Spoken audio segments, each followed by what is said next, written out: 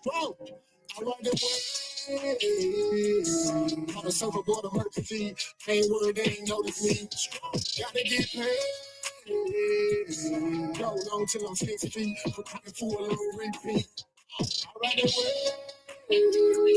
On a surfboard emergency. Ain't worried, they ain't notice me. Strong. Gotta get paid.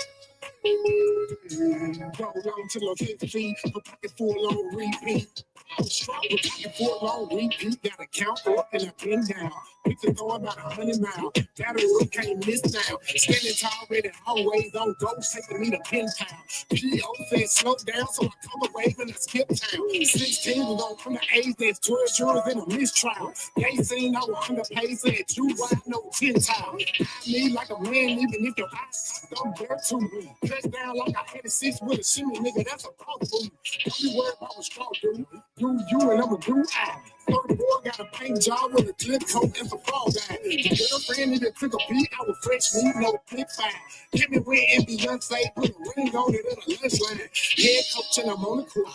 Referee, but I'm shooting three. Put sweat in it 2 degrees. So much water I can barely breathe. Kelly Slater with the board flip. Push it up when the chords hit. Violins in the bell tip. Open up, let me splash it. Right away. On the surfboard emergency. Ain't worried, they ain't notice me. Gotta get paid. Go long till I'm 6 feet. Pocket full on repeat. I ride it well. On the surfboard emergency. Ain't worried, they ain't notice me. Gotta get paid. Go long till I'm 6 feet. Pocket full on repeat. Second round of the fight, something ain't right. I gotta do my work. True, walking through the air, no night flight. There was some people. Got one life to live, and I put 15 on off and hit the ground. Running rabbit, that's the Usain Bolt. Don't like 2 finger signs so far, I can't be caught. 90 crunch time, and I send it home like a walk-off. AMG on steroids, there's a flex muscle with a nightmare. Coming full force, no one, just know I don't fight fair. No flight, no flight fair. Hot rounds out of hot barrel. Put the mic in the head, lock until them tap, tap, tap, tap there. Short SCPR. What the hell are he need for? Took him to the water with him up. Time for you a lifeguard. I'm an old damn lifeguard. Been there with a wrist sharp. Life show me it was hard. Get skatebooks and I count cards. Play my hand for the W. Time told me about who is who. Baby on that who is who. I'm on the surfboard. I'm coming through. Stroke. What's up? What's up? This is your boy, Mr. Know-It-All, and I'm here for another episode of Hood Talk. And I'm here with the lovely Miss Bella, ready to get the show started. Go ahead, tell them what we're doing once again.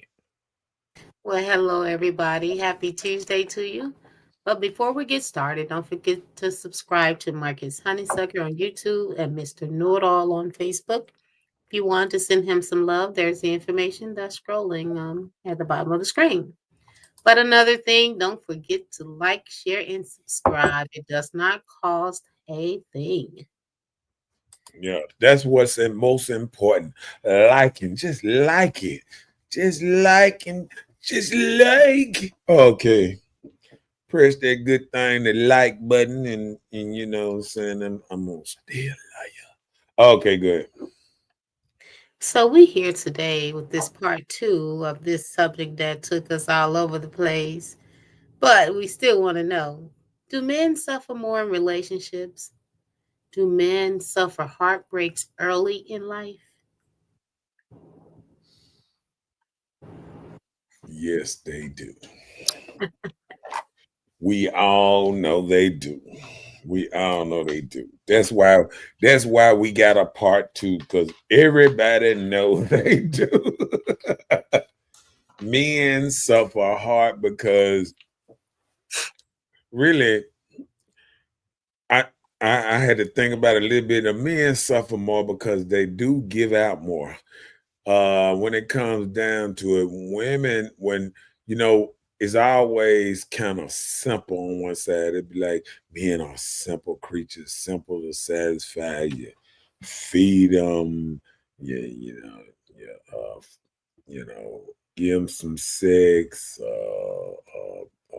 keep your mouth closed. It's just certain stuff Wait a that minute now, what?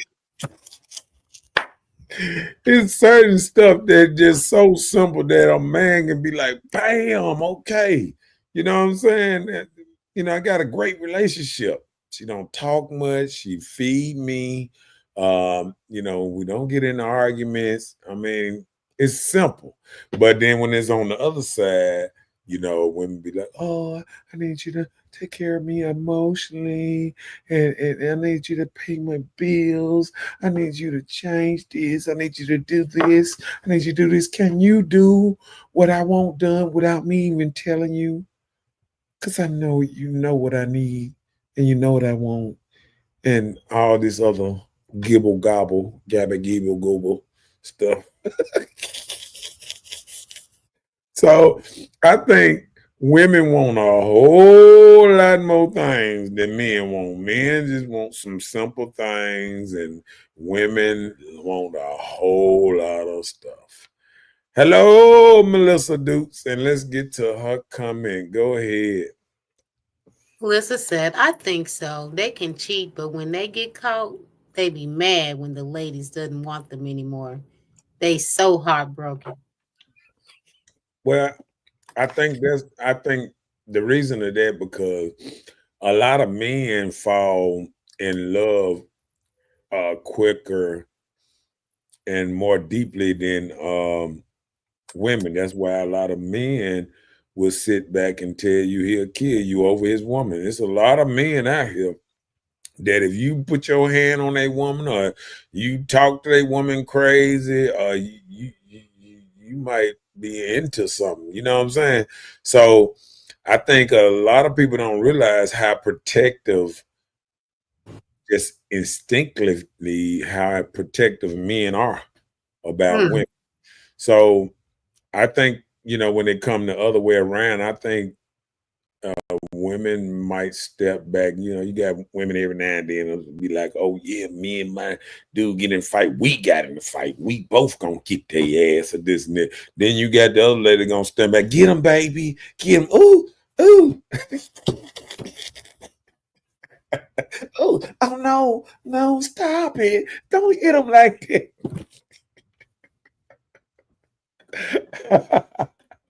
But it just happened like that. So I just think because you remember it used to be women used to be the spoils of war.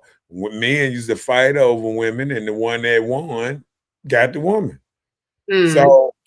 So I mean, that's what it used to be. It used to be competition. That's why men buy different cars. You got some men buy the small truck because he want to save gas money. You got the other dude buy the big truck because he want to pull the woman.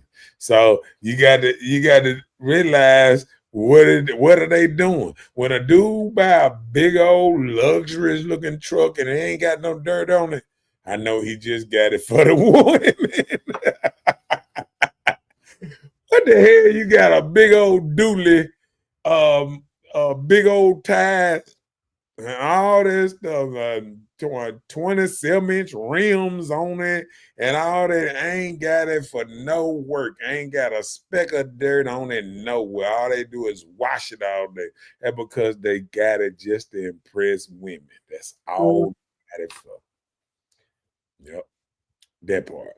What's up, Terrence Bell up in his house, up in the thing? What up, man? Hey, Terrence. What's up, Ebony? You must be behind me a little bit. Did you see that? No, I didn't. Oh,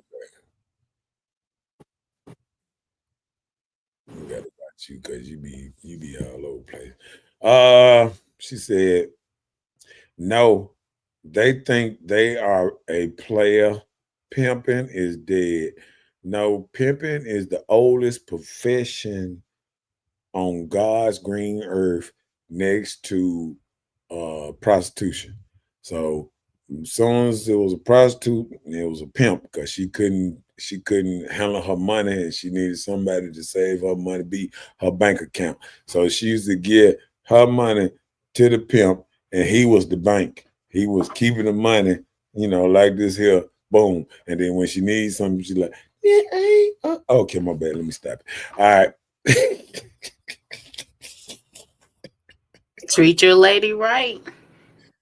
Oh, you talking about the song, right? Okay, it is a song. Treat your lady right. It's not treat your, it's treat her like a lady, or nah, it probably treat your lady right.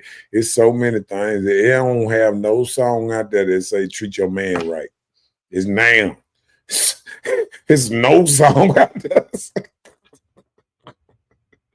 What song you ever heard treat your man right? I'm just asking now. You ever heard that song? I don't recall. Okay. Ebony said, I agree. Most men are overprotective. Yes, yes, yes. No, it's not overprotective. I think they making it making a stance like a lot of dudes, because one thing why women stay with such strong type dudes for what's name, they know they are safe with this dude. They know, like, anything go wrong, the dude like, nah, we don't play that.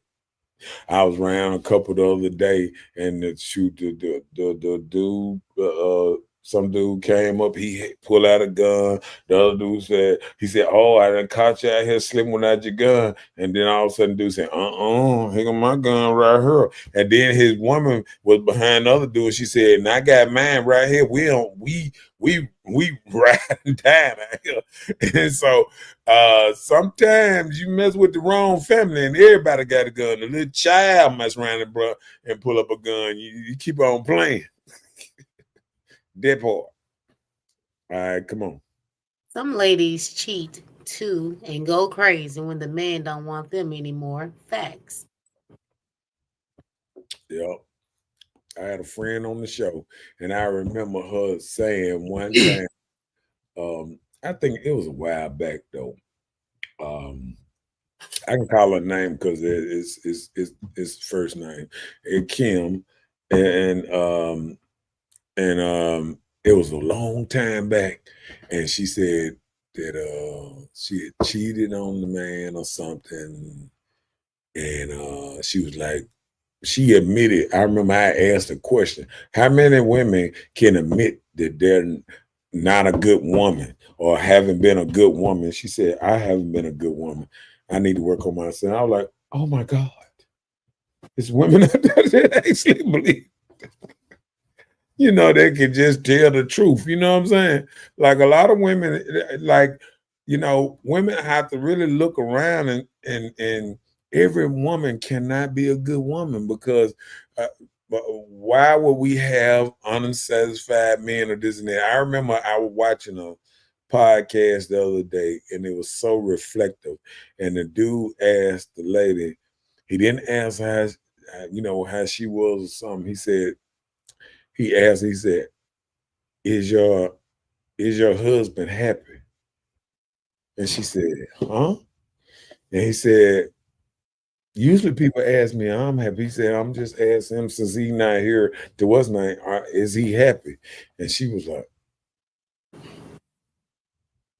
and then they looked at each other and they said, well, we get it. She said, what you mean? Without you answering, we kind of got the answer. You know what I'm saying? And she was like, fuck you and fuck you. Cause I mean, it was just an eye-opening moment to just catch a woman on there just acknowledging that she don't make her husband happy. She knows probably when she go home and she's around her husband that he's probably, miserable. And I don't think enough people look and say, am I making the spouse or my partner happy? You know what I'm saying? Am I making them miserable? Am I making their life, do they smile when they see me, or they say, oh shit, or they just, do you make the person around you smile, or ready to go to the stove, or or something? Be like, oh, you want something to drink? I'm finna run to the store anyway. So amount of time that the man wanna, like men and women wanna hang around each other, you can expect, especially if they don't have own friend girls, if they just don't want to be like, say, if people at the house and one stay in the garage and one stay in the house, it's something about that arrangement that just ain't all the way right. You know what I'm saying? But we don't never want to just honor it and say, damn, I don't think I'm treating the other partner right. Or I don't think, you know what I'm saying? I don't think Are they people have. willing to check that? Are they willing to even communicate and see if the partner is okay? Are you okay? I, Are people I think even willing to even answer the question when it's I brought to them? think I think with our egos sometimes people don't even look over. We so busy sometimes worried about ourselves and our own feelings that I think sometimes people don't even check to see if the other person's feelings even matter. Right. You know what I'm saying? I agree. Because so many people are out here in these situations and be more concerned about how they feel. But Right. you're supposed to be sharing this space with somebody, but you don't communicate to try and figure things out. So that's how things go south. And I think that's why a lot of people, when they have kids, and sometimes when the kids are the only thing holding them together, as soon as the kid get out the house or the kid's not around no more, they like, I can't deal with this without my kid. You know what I'm saying? Some people need that thing in the middle that pulls it together. That's why uh after COVID, when people had to be around each other for a while, they realized how they didn't like each other. And Hmm. as COVID was over, they were like, "Peace, I'm up out of here, player. I ain't doing this no more." You know, Sad, but that's the truth. She said, "Let me cater to you, Destiny Child." She was telling you a song about treating your man uh, good. that's okay. Okay, a woman and know a song to catering to the man. Okay, then. All right, go ahead with them. It's for the ladies who treat their man right. It goes both ways too. Right, I agree. If you agree with the topic, put a heart in the comment section and like or love the live. Okay. Oh, okay, okay, okay. Yeah. Okay. Promoted Don't this. forget to like and subscribe. Okay, go ahead. Freddie said he gotta find a serious woman too. Serious? What you mean, Freddie? Serious about what? The relationship? Uh, yeah, I mean, you know, a lot of men, um, when they find a woman down with them, sometimes sometimes they seriously down with you. They like, you know what I'm saying? They like down. You know what I'm saying? Like you can catch a woman, you be like, you know what? Okay, I can battle the world with this one. Okay, then. You know what I'm saying? So and then people don't realize it's a lot of me against the world, and then when somebody find the right person, then it's me and them against the world. And then, that's how people be trying to roll. You know what I'm saying? But, you know, um, I think a lot of that stuff kind of falls out sometimes when people get, too self-interest. I think if we go like, I say mostly men are the ones that's more was more concentrated on their careers and stuff back in the day, or their entrepreneurship and stuff like that. And I think women are concentrated for a while, but women waver because women are not dedicated. Like, say, if a man find the right hobby, he will stay on that hobby for a while. Like if he's like say if he work at this place, he can work at a place 20, 30 years, no problem. You know what I'm saying? He going in, get off, little routine. A woman can change 4 jobs in a year. It wouldn't mind her none. It's like, this one pay me more. So yes, I left, duh, that old type of thing. You know what I'm saying? Hmm. So I mean, it be like this. So we got to look at it a couple different ways. Of All course. right. Ebony said, that's why I ask a woman. That's why, as a woman, I ask all the time, are you happy? How do you feel? But then Yeah. that be the thing. Do the men actually be honest? Are they okay to tell you? Is that too much of sharing emotions that they are not happy? Or, I think most men would be relative honest. I think if a man is not honest about his happiness, that means he might be halfway scared of the woman. Like maybe you married and he thinking if he say he unhappy, you're gonna get half his shit. You know what I'm saying? He thinking about divorce. He was like, man, we done already been down this road. Let me play happy. You know what I'm saying? You know, and you know that old song, it's cheaper to keep her. It's cheaper to keep her. really? So you got a lot of men that's going through that. You got a lot of men that's the only reason they with they woman or whatever because it's cheaper to keep her. They might got 2, 3 kids by. Even if they want to leave, they thinking about the child support. Her maybe taking his house, taking a couple of his cars. I mean, it's just, him having to pay, alimony or whatever. It just something else. You know what I'm saying? But I think as women want equality, they're gonna realize that they didn't want equality one day. One day women gonna wake up and say, you know what? I liked it better when men was made to take care of us till we die and stuff like Mhm. that. And instead of, you know what I'm saying? Because it was a reason like they made certain laws to protect women. You know what I'm saying? Like because they know that the woman, back then she was raising children. And say if you have a child at the age 30 and the child gonna be raised up 20 years, you sacrificing your dreams and stuff like that, to take care of a child. And then once the child get out the household, you ain't got a career.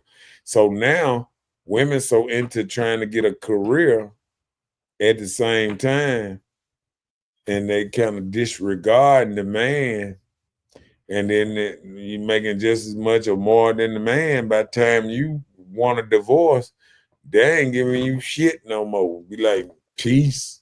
Y'all split the house, split the car, and y'all gone y'all own separate ways. You know what I'm saying? And a lot of women just finding it a little different and difficult because it's kind of hard to.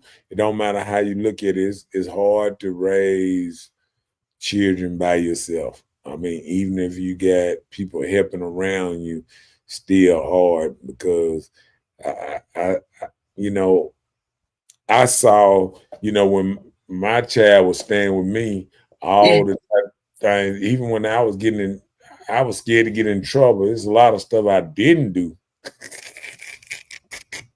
because I had a child because, you know what I'm saying, a couple times, shoot, I messed around with the jail while my child was staying with me. And I'm trying to figure out a way to get out of jail before my child wake up and I got to take her to school. You know what I'm saying?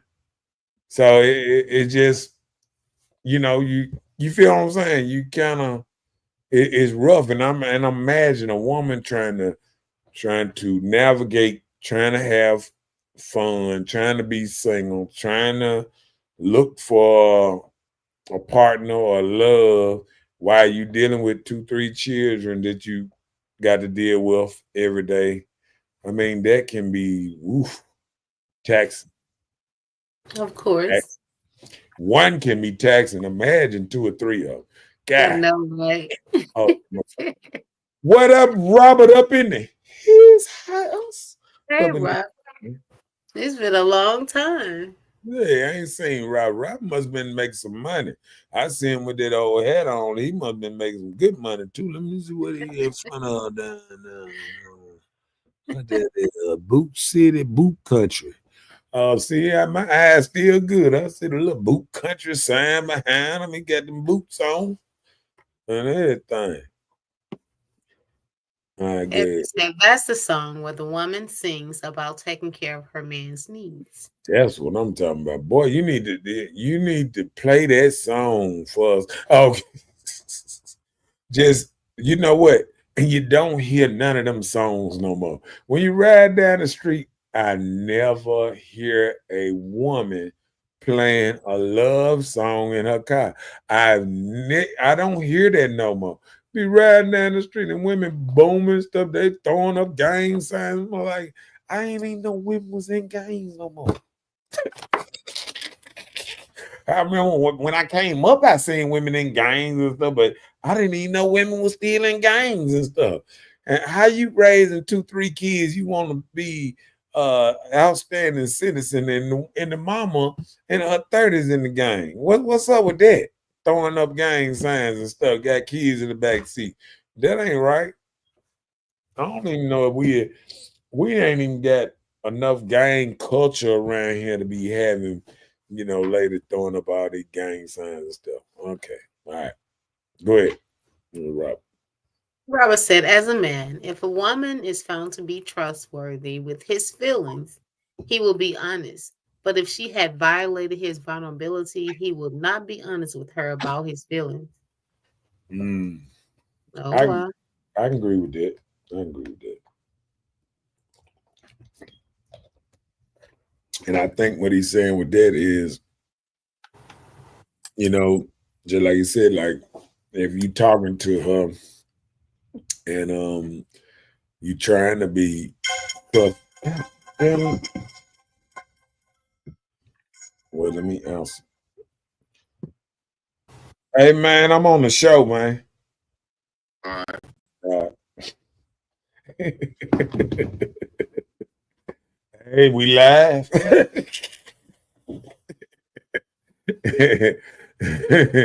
So you might as well, eh?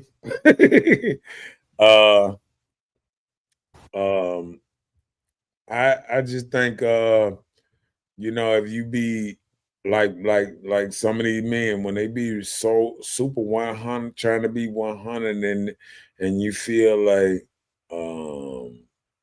the woman ain't being 100 with you, or she's playing little games, and you kind of start feeling like she playing certain games, and I think it causes that back and forth, that distrustful nature. You know what I'm saying? Like you can't believe, little stuff she's saying and stuff. So it will start a little back and forth distrust because you're not getting the truth out of her. So now you don't want to tell the truth no more. And you know what I'm saying? It goes that back and forth, and then you trying to hide your feelings and all that type of stuff because now it's not a honest type situation. Yeah. Yeah. Mhm. What's up, Tasha, the queen of the his house? I be loving these little nicknames everybody be having too. What you miss, dog? You missed a lot, but you ain't missed much like that. You can always jump in the conversation, and I know you always got something to say, Jen. So, tell them the subject one more time, cause we're gonna start getting into something. Okay, Jonathan, the subject is, do men suffer more in relationships? Do men suffer heartbreaks early in life? So we're here to talk about that on the man side. Ted say he need to call and talk on your parking. Hey man, hey, if you call, I'm going out. Okay. Go answer. So but I know he probably wouldn't wanted somebody to work on his stuff. He a night hawk. He got a Mm. club. He got a club. He wants somebody to come on there and work on something. And the links are below. Anybody want to get on the stream? All that old good stuff. And then I'm gonna talk about LaRubin because he still owe me my money. And that's why he been avoiding coming on the screen and stuff. Cause he owed me my money and stuff. He got mad at me last night, hung up in my face. So LaRubin, I want my money, man. I want my money. Okay. All right. He said, only a weak man suffer. And I think I'm gonna have to give you a little pushback on that, Jonathan, because I think a man that's not mature all the way might suffer because I remember even when I think I was the hardest dude around this thing, I still at one time, when I first was out here, a lot of women was taking advantage of me. It's because we had this picture of our women, sugar and spice and everything nice. That's how they promoted women. They promoted women just like what's that Barbie doll, like the Barbie and the Ken and Barbie and all that old type of stuff. They promoted women like they was gonna always kind of be there. And then when you grow up and you realize that you're gonna be in different relationships, here and there, till you find the right person. You know what I'm saying? Right. So I mean, we was sold a bum deal somewhere down the line. And I think once a man get mature enough and start learning the game, he start moving different and he moves accordingly. And if that make him a little tougher, a little stronger, then so be it. But I don't think it wasn't because he wasn't strong. I just think mentally sometimes men don't know certain stuff until they go through certain stuff and then they mature and they start realizing like you don't know little games women play to just test your gangster and everything until you get older and then be like, she trying to test me. You know what I'm saying? And see, back in the day, you'd be like, "Hey, don't do this," and then now you'd be like, "Here we go again." Okay, but I think it's just something you learn over time when you can tell when somebody's picking on you or this and that. It's just like a person that used to be able to talk you out of stuff, like talk to you and disrupt your whole day, mess up your whole day. Now somebody talk to you and they don't bother you like that because you not mentally got strong enough to handle the BS. Well, Mm. good. Yes, men suffer worse than women with heartbreak when they are young and get scared when his heart is broken. Get scarred when his heart is broken. I'm Right. sorry. Start bought bad. Big old whips. They be having scars, you know what I'm saying? Scars be crossed in like this.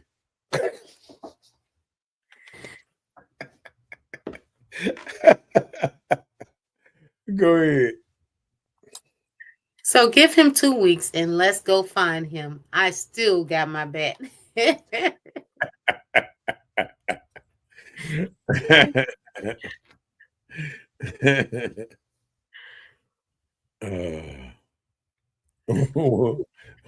read that.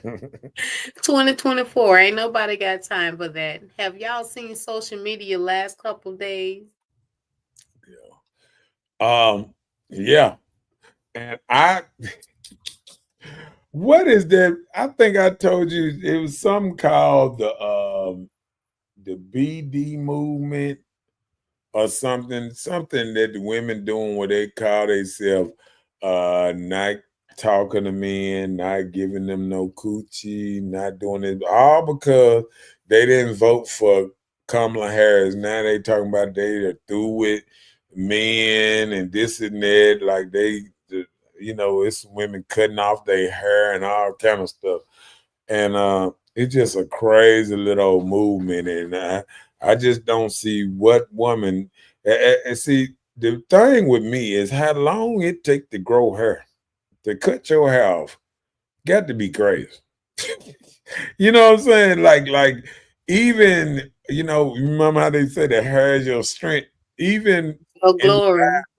even in the Bible when they cut off what that Samson or something hair, is that right? Mm-hmm. I mean, you got to Right. you got to feel for somebody. Every time I remember the first time I grew hair and I had grew it for like 3, 4 years and had to cut it off because I had to go to court or something. And I was like, oh my God. Okay, but people go through that. But was the 4B thing in America? Or was that in another Yeah, place? nah, that was in America. They were lying, talking about it was in Korea.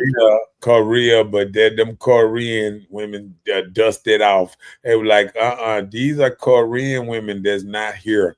They y'all in America talking about what's happening here. And she said, nope, this is not happening here. You know what I'm saying? Big Mm-hmm.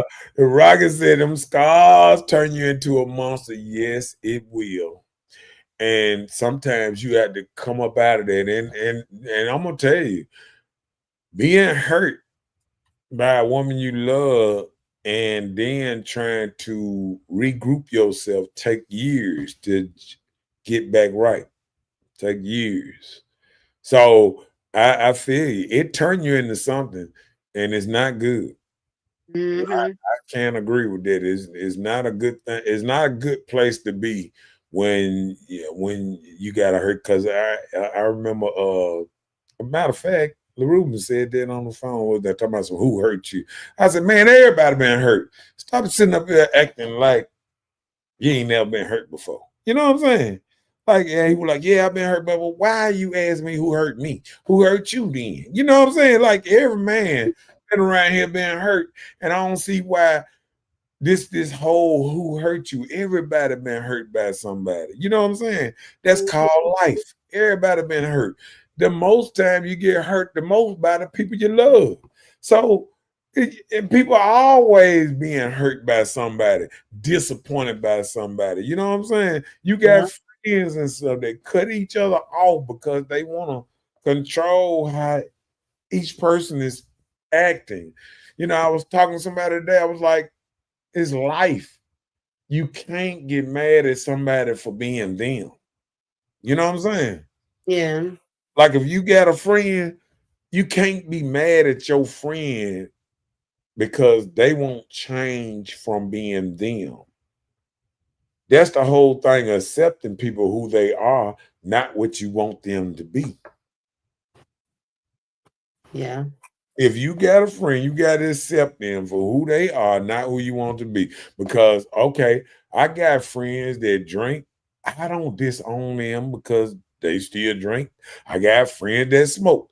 I don't disown my friends because they smoke.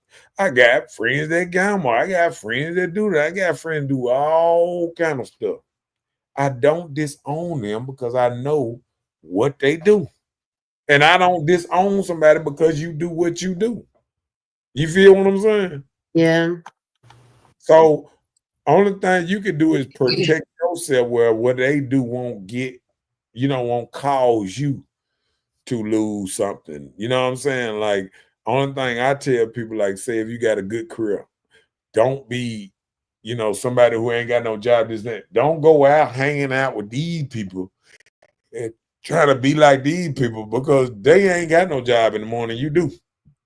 Mm. I'm saying, see, when you start doing stuff that's out of your character, trying to be like somebody else, you will get caught up and thrown to the side and wonder what happened. Easily. Yeah. So, Mhm. I think that, but come on, let's go with the next one. And it said that's why a lot of men turn violent when their heart is broken. Jonathan said facts. Yeah. Let me see. I don't think I I think all heartbreaks do different things because like I say, it might turn you into a monster, but it might not make you it might not make you violent. It might make you hypersexual. Uh you might to get over one woman, you might chase after 20 trying to get over one. You know what I'm saying? Or Yeah.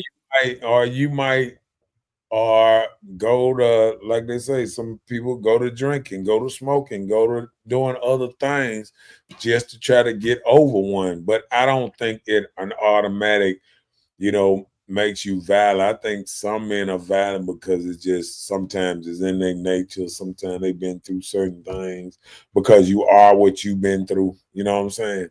Mhm. So I think some men are delicate, and maybe that delicacy and people trying to treat them like they're soft or something, and it might make them, if they feel like the reason they lost this woman is being too soft or being too, you know what I'm saying, Mhm. something like that, it might make them different. But I don't ordinarily think it make them violent. Yeah. Yeah, I agree. He said facts. All right, let's get into your stuff. Yeah. Okay, let me do it. Let me do it. Let me do it. Let me do it. Is that the first one? Is that the one you? Oh, there it is. Oh no. No, I'm jumping past that one. Let me see. Oh, Man, fall. men fall in love early in life. Yeah, How early? and men be like I said before, men be 3 years old in love, and man will be 3 years old talking about, man, I got a girlfriend, and be telling you the name and talking about how they gonna get married and stuff and all that because they heard it on TV or something. They'll be all into this whole thing. See, people don't realize men are really the romantic ones. Yeah, you don't. Yeah, a lot of times you don't see women at a young age talking about, oh yeah, I'm gonna marry him when I get older. This, but men already be at 5 and 6 years old. They be like, yeah, we get married. You know what I'm saying? Like, it be like that. You know what I'm saying? Mm-hmm. So men are really. Oh, she said not all men, some men. Yeah, I kind of. I don't know if I did I say anything with me and men? Oh, well, it must have been something else because So she just making a statement, oh yeah, yeah, probably about the violent men, yeah, about Mhm. yeah, yeah, but I think when we look at it and a fracture is just like when we looked at a lot of stuff without me doing political or this and that is like with anything we get into, that is some people that's what's named, and I think that's what happened uh with the race. I think people was on it and wondering and was just thinking, oh, they didn't vote for the lady because of say because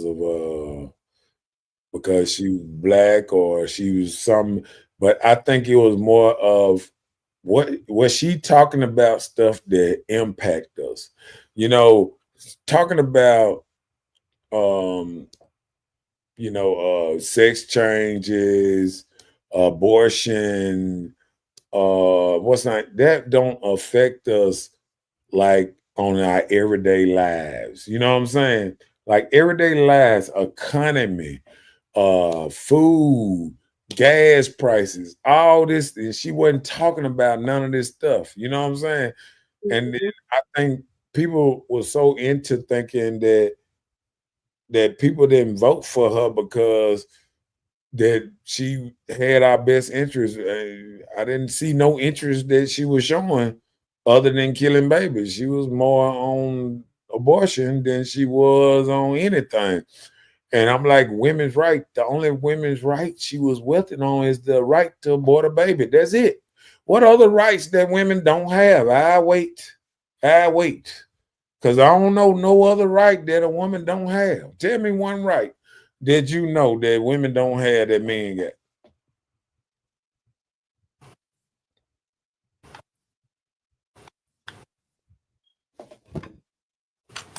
Hello? I'm just saying, because you know what I'm saying, when Joe was talking about, oh yes, oh, and then people just going to the extreme, Oprah talking about, oh, you might not ever vote in an election again if you don't vote for her. I was like, what? Like what? And when you say extreme, it was extreme. A lot of stuff was extreme. Nazi, Hitler, all this, everything was extreme. So, I mean, people can see through it when you over it. It's just like a dude trying to tell me a lie. If a dude tell me, hey, you give me $100, I can give you 150 back tomorrow. I might believe it. But if a nigga tell me you give me $100, I'm gonna give you 1,000 back tomorrow, I'm gonna be like, man, gone with this shit. You know what I'm saying? Cause it's over the top. You know what I'm saying? And I Mhm. think you go over the top trying to convince people of something, it don't even come off good. You know what I'm saying? Yeah. I think American people said, huh? You gonna do what? I think that when you go over the top on stuff, you know what I'm saying? Oh, and then did you hear how much money she spent? $1 billion in 3 months. Man, she would have broke the whole economy in a year by herself. You know how many people she could have gave all us reparations in the 3 months of donors.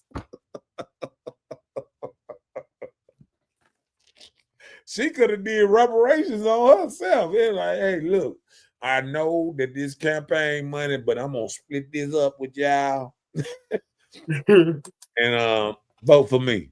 Sure, got my vote, player. Send that 30,000 on down through here. Okay, my bad. Okay, just give me some help.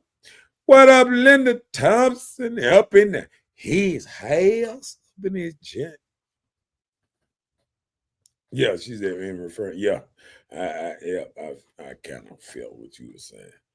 She said most feel men are meant to lead. Yes, um, I I'm a believer that a lot of men are fit to lead because reason I say this is not because I feel a certain kind of way, because like even if it's dark outside and we going through some, say if you get in some woods, is you gonna walk in front of your man going through the woods, or you gonna say, baby, go ahead, and you gonna get behind him?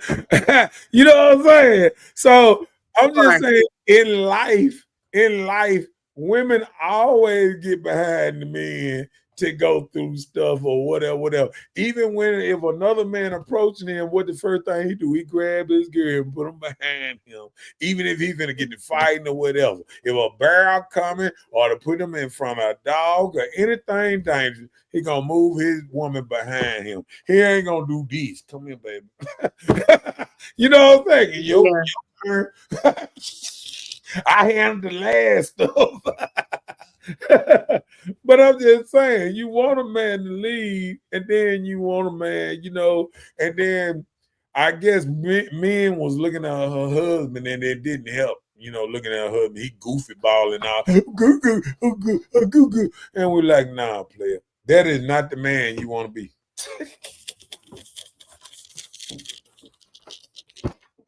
Now, if she had an Arnold Schwarzenegger look at her husband, then men probably been like, But she had to do, oh man, everywhere he went, man, I was like, wow. And then the VP she chose, he was running around like a little goofball to go.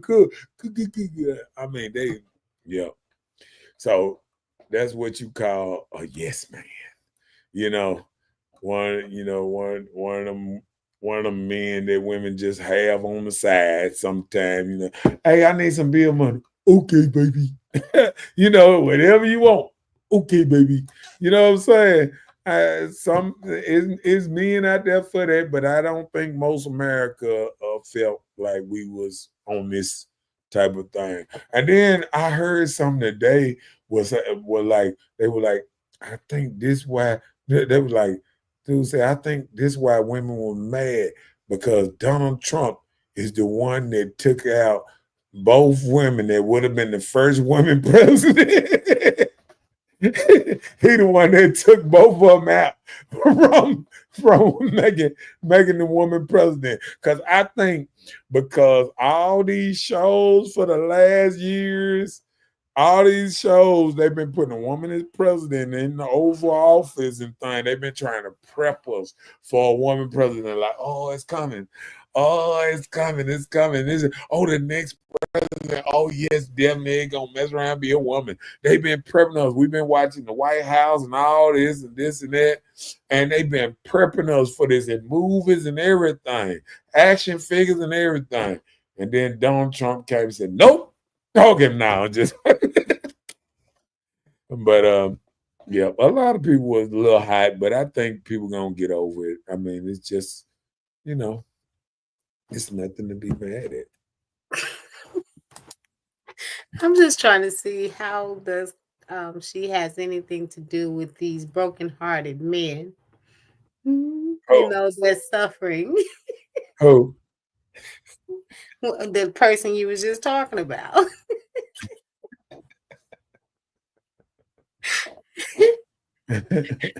She said that's why they voted against her. Also, women are more emotional. Right. And then look, she showed it the night she found out she lost. I ain't saying shit. I'll call it y'all in the morning. She could even just come up there at night telling, oh yeah, we gonna stand all night. She was gone. She didn't even come out there and say it herself. She was gone. She left y'all hanging. Well, the thing is, this was the fastest count I've ever experienced for that election, for that race. I've never seen it happen so fast. So it was different. It was so fast and over with, like, it just happened. And then I was telling y'all, I said, it's gonna be a slaughter. Because what it be sometimes, they be telling us one thing. But I got partners in all these states. I'm like, man, what is looking like? And they like, man, ain't nobody with no blue hats, no Kamala shirts. That's only in major cities, like, you know what I'm saying? Like, what I can say, like San Francisco type cities, New York, Atlanta, it's just major cities. But everywhere else, nothing. I'm talking about my partner had just came in from Arizona. He said he drove all the way from Arizona here. He ain't seen nothing, nothing like that. So I think it was more hype, and it was more of the machine, the media machine, because they was putting out so much money to try to And did you realize how much money all these people got paid? Oprah, I found out today she got paid 2.5 million to do that interview Mm. at the town hall. They gave it, how they funnel money. They gave it her to her nonprofit organization. Your boy, uh, what's his name? The dude that be stepping, the black dude that be stepping and stuff. You know what I'm talking about? Yeah, He was given 300,000. he's a Q. Yeah, he was. Roland Martin. Yeah, Roland Martin. He was given 300,000. Beyonce got 10 million. Mm. Uh, Megan Thee Stallion got 5 million. Um, it was astonishing to see everybody that was interviewing her and all this stuff was actually getting paid. That's how she funneled all that money. And her what you call it, the people that give her the insight on what to get her money to, Mm-hmm. they was getting paid like a junk. So they were taking their little money out too when they was giving, the other people the money. So money was going at 3 months, man, over $1 billion, and went 20 million in debt. She 20 Oh million. wow. That's crazy. 3 months. I thought at least they were gonna say the whole 109 days. No, just 3 months, just 90 days. She's all that money, 3 months gone, and now she trying to scam some people in the trying to give her money still, talking about challenging the election results, trying to get that money back to give it to the people that she owed. So I don't know what to say. That was a lot of money, 3 months. I didn't even know you could It get don't it. take long. I didn't know you could get that much money. You remember at one time they had campaign reform, which you couldn't give a certain amount, and she was able to get $1 billion in 3 months. That should be illegal right there.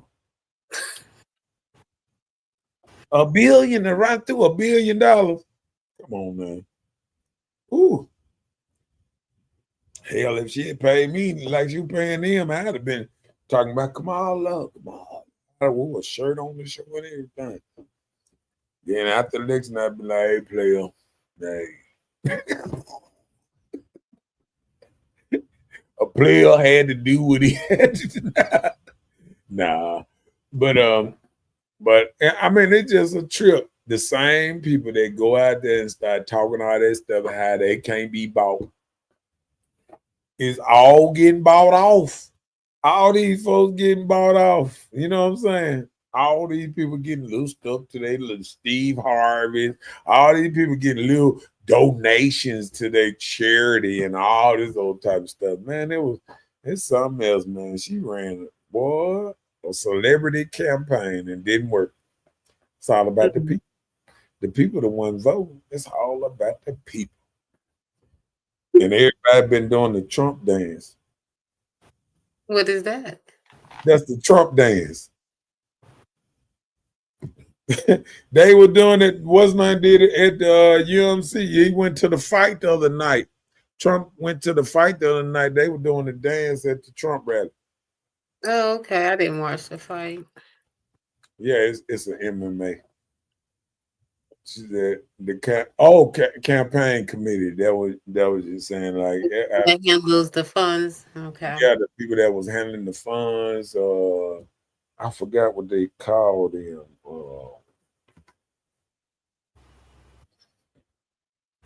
The campaign. That's how the men suffered heartbreak.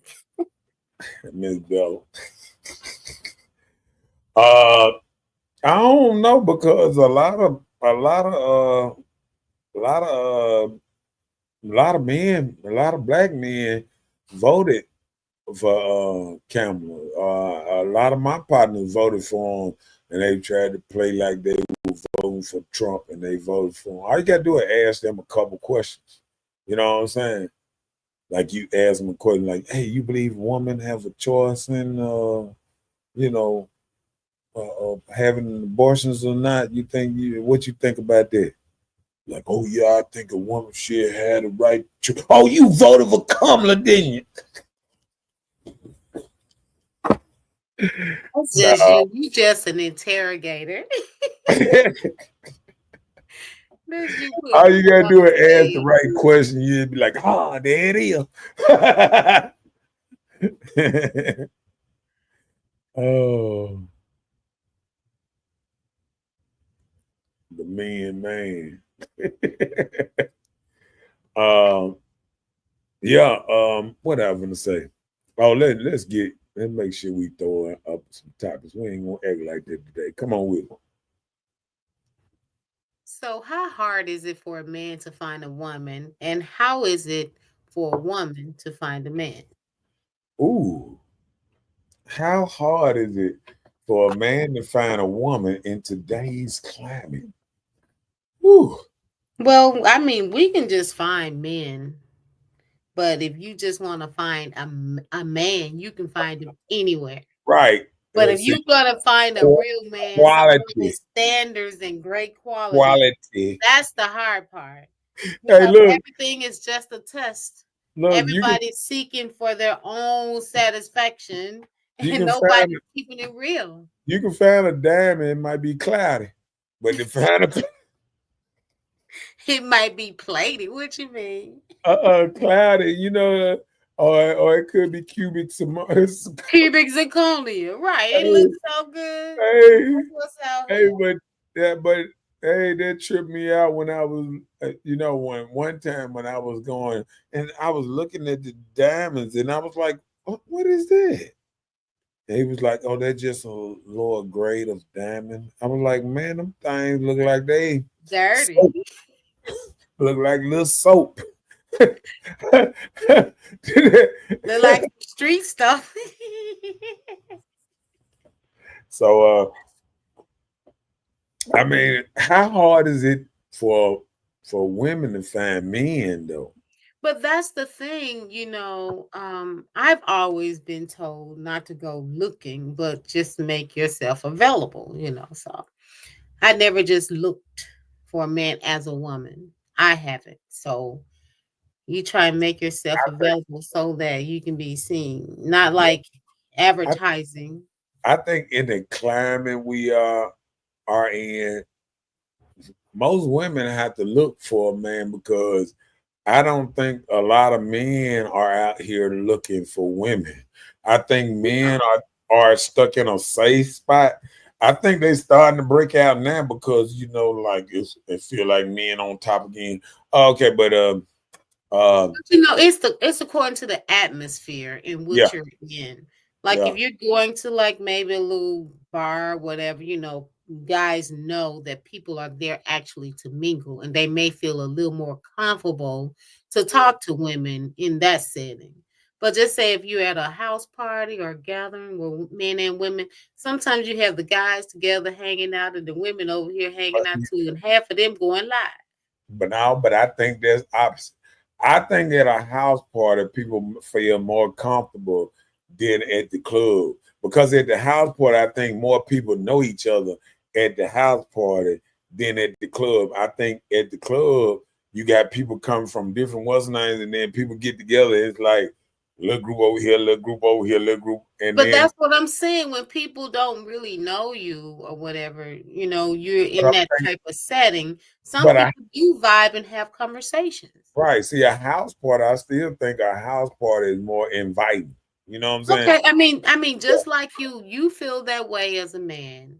So you have your opinion, you feel that way, and I am just the opposite as a woman. Oh, I you am think? saying for a woman's perspective, Uh, if I'm in a club setting, it seems as if it's more of a situation where guys will come and have conversation with you in that setting opposed to house parties. You know, like just say for instance, you're at this house party, you know somebody there, they know somebody there.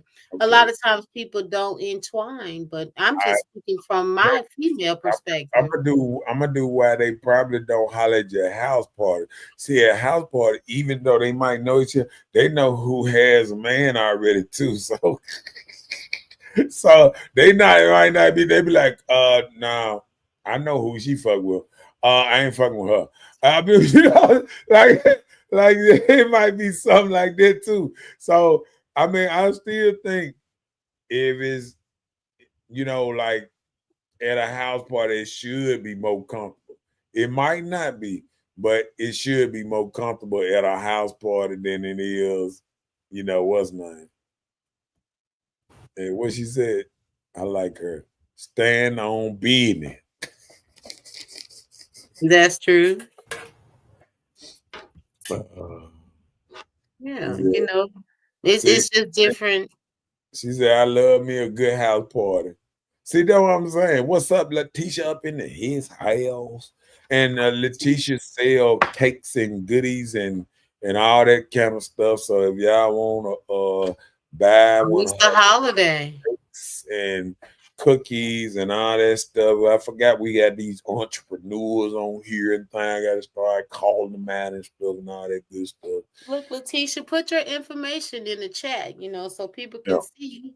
It's the holiday. People may want your good services for the holidays. It's What coming. up, Cynthia up in there? His house up in there, snug up in that thing. Like I I can see there.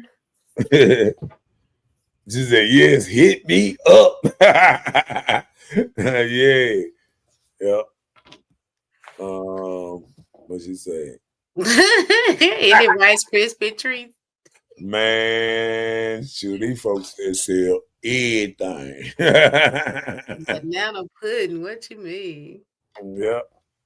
So yeah, I mean, anybody who an entrepreneur want to promote their businesses, this is a platform that's wide open to promote your business and what's now. I want to see everybody win around this thing. You know what I'm saying? They Mhm. don't type of stuff and things. You know what I'm saying? Okay, let me jump on the next subject. Go ahead. So men can express how they really feel. And that's what we talked about earlier. Like Robert said, he was like, some men, if they feel comfortable enough and feel you're trustworthy, they will express themselves. Once that violation has been done, they shut down. Brick wall, it's over with. But Yeah. women, we're kind of the opposite. We will give it a try again, some of us. Give it a try again. Look at her. She said, yes, she got peanut can, and yes, old fashioned banana pudding. Oh Lord. Look at her now. I need that stove top. I don't need that pudding in the box. That's what I need. She said old fashioned. Yeah. She put a link on there. You can get Uh-oh. her up. Plain and simple sweet treats. Look her up. All Uh, right now. Is she local? You local in Jackson? yep. Okay. Yep. So let me see. So men can express how they really feel. That's the next statement.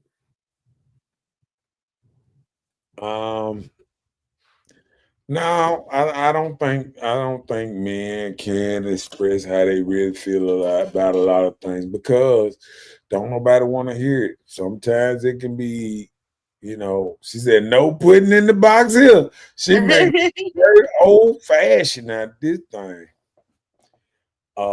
Yeah, I don't think a lot of men can truly express how they really feel in a lot of relationships because don't nobody kind of care sometimes. Mm.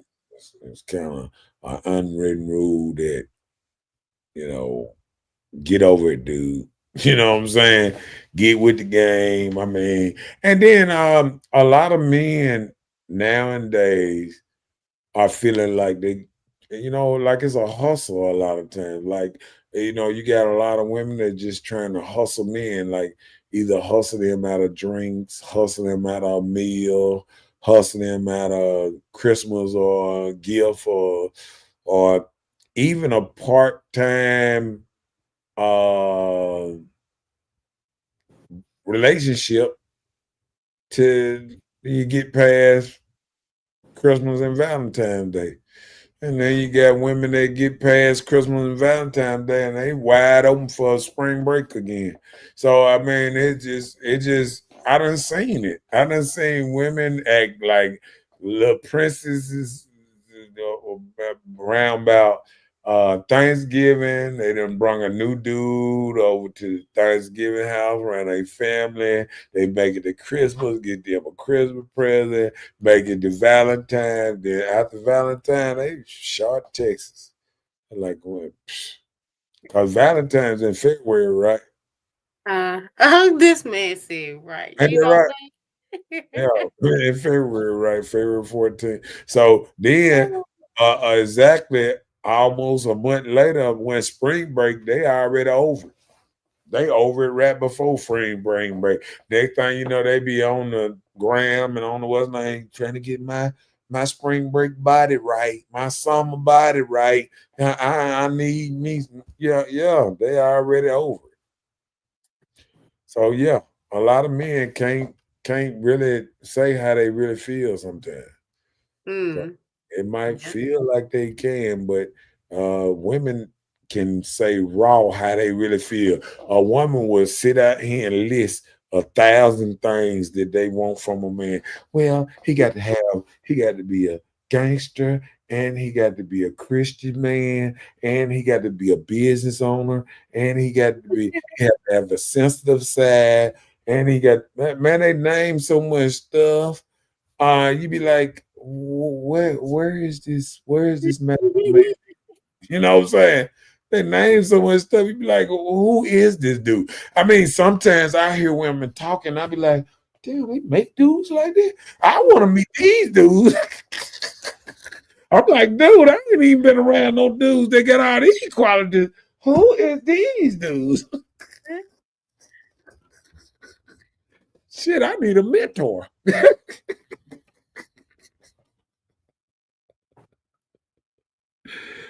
Ow! What's up? What's up? Miss Brooks up in his house. She said, some women. See, we're gonna get that one. Yeah. Okay. Bam. So too young to know what is really going on. What you saying? The guys that dealing with this? Yeah, a lot of guys just when they're young, they not really figuring out what's going on till they get older. Mm-hmm. Man, don't forget to like and subscribe. It don't cost nothing to like. But No. yeah, a lot of men when they're young, they don't know. And I was talking to some dudes the other day. We were sitting around the truck talking and this and that. And one of them partners, he was talking about I guess he didn't realize he was talking about. He was like, "Oh yeah, you can piss me off, and then I'm gonna mess around, and I'm gonna do this, and I'm gonna do that, and I might mess around and what's name, because I know niggas who have guns, they might want to start something, this and that, blah blah blah. So I have to get them before they get me." And I'm like, so basically, you saying if you get in an argument with somebody with a gun, you gonna try to get them before they get you, even though you ain't got a gun. It don't make sense. Right. It just don't make sense. I'm like, when you can just walk away.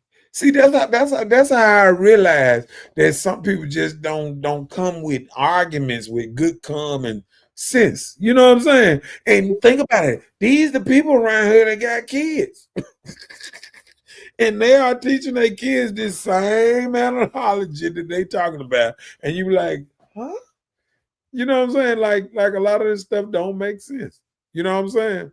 Yeah. And we got to get to the point sometimes that to make stuff make sense. And I don't think enough things make sense. You know what I'm saying? And I think we got to get to the point, and I think this what I hate to say about the election again, but even with the election, didn't that make sense?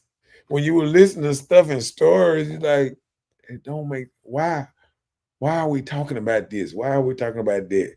We talking about everything but what really matters. You know what I'm saying? What Mhm. matters to people. You know what I'm saying? And look, day one, we ain't got look. It's the same thing when we be ending the show at the end of the night. We be like, you ain't got what's name, but you got to get the hell up off here. And Right. uh, day one of the president said, you ain't got to go back to your country, but you got to get the hell out of the United States. They gonna do a mass deportation. They say they gonna get the National Guard and the Army involved and everything. And this thing finna go down. And it's not that the Army gonna be coming knocking on doors, but I think it's gonna be where they gonna, you know, escort them to the border. You know what I'm saying? Well, y'all got to go.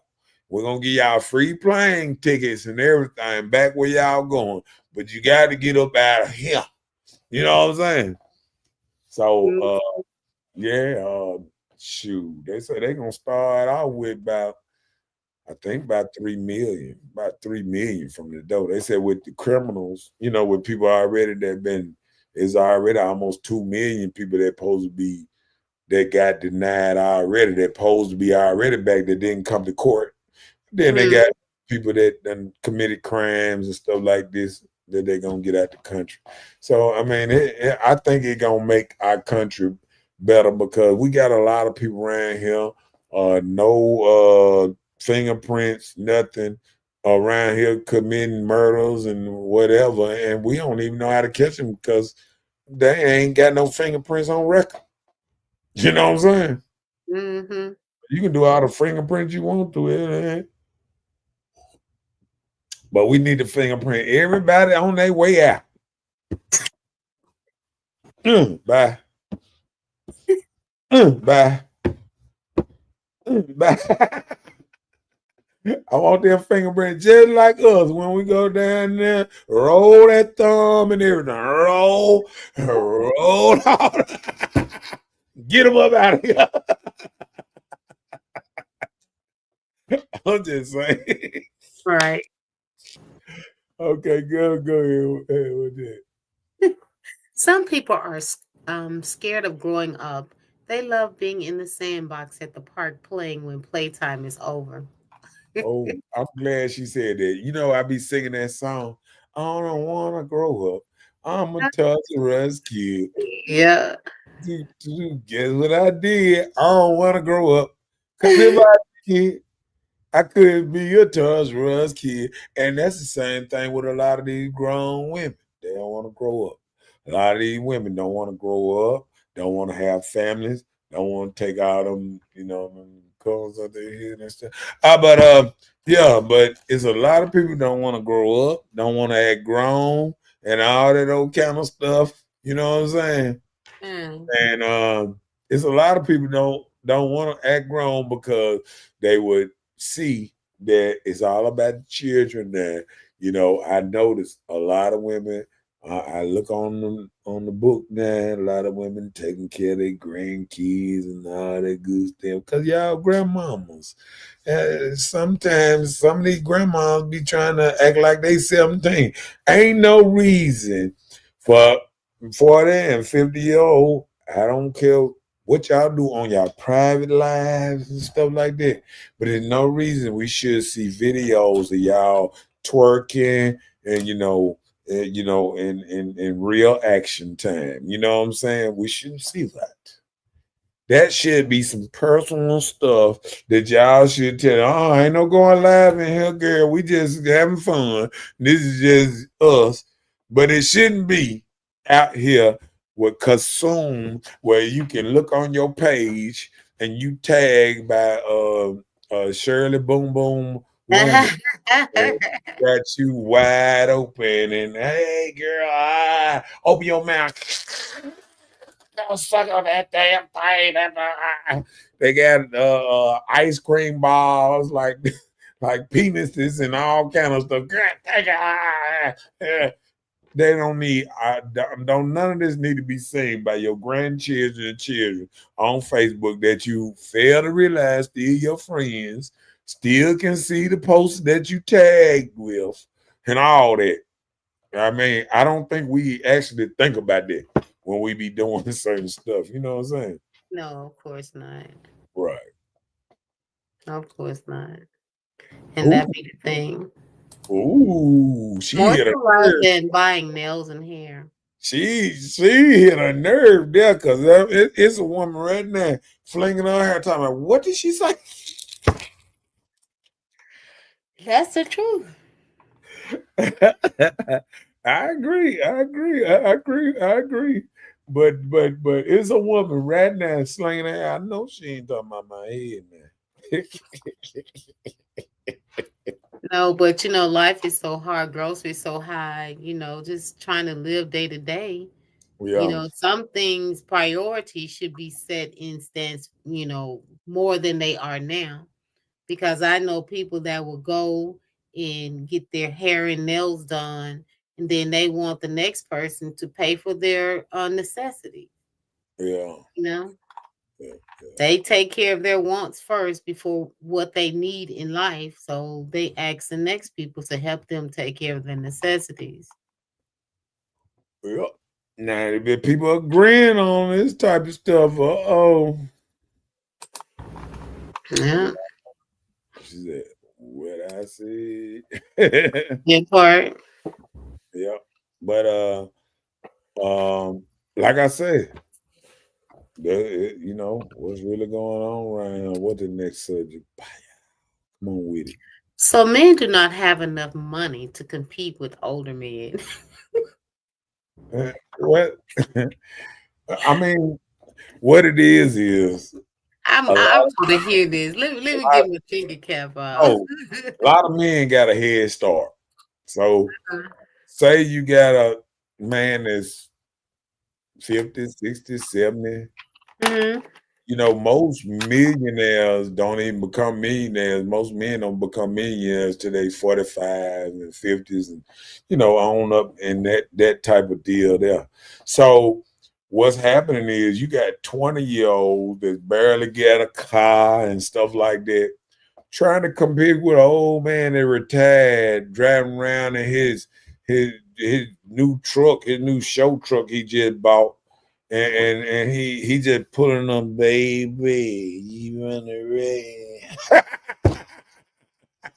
red. You know what I'm saying?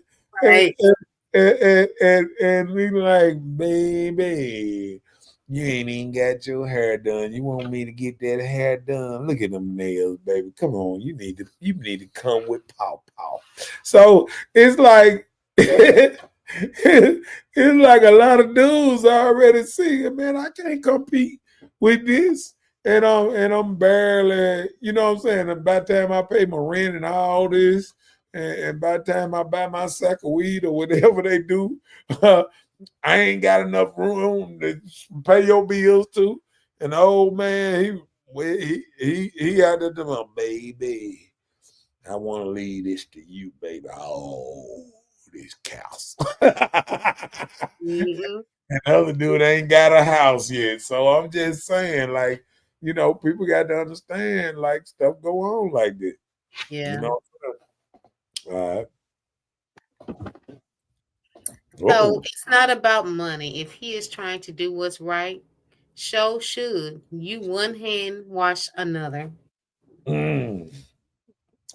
Do what's right. Show should. Okay. Yeah, Queen said well, we wouldn't have this problem if we practice good generational wealth. yeah. I agree with that because what's happening in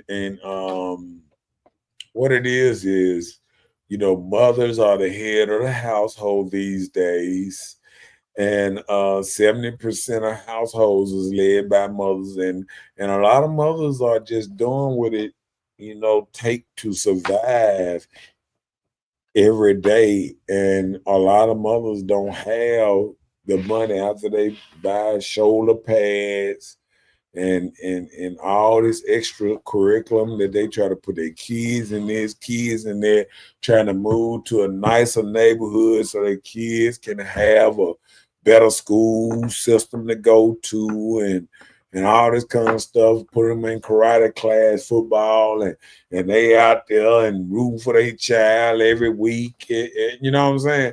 So after a woman spent half her life cheering their child and putting their child first, what's she gonna have left over to build this generational wealth? She done spent it all into the child, and that's why when you get children and they get a certain age, they feel like they got to almost take care of their mama because their mama sacrificed everything to make sure their life was halfway decent. So now we got an epidemic where it used to be a mother with a husband, and the husband was still taking care of the mother till she was 70 and stuff like that. And now we got a lot of women that's coming out and they are moving back in with their kids and stuff like that because they didn't save money because they were so busy putting all the money into their children. So, and it's like sometimes they lose it all because you got parents, and I shake my head every day that, you know, children going to jail, children get in trouble, they putting up their house, they putting their cars up, they doing everything to get them out on bond, to do this, do that, and they losing everything because of their kids. And then by the time their kid figure it out, the kid, you know, he just in the house with mama trying to help mama out with bills now. Okay.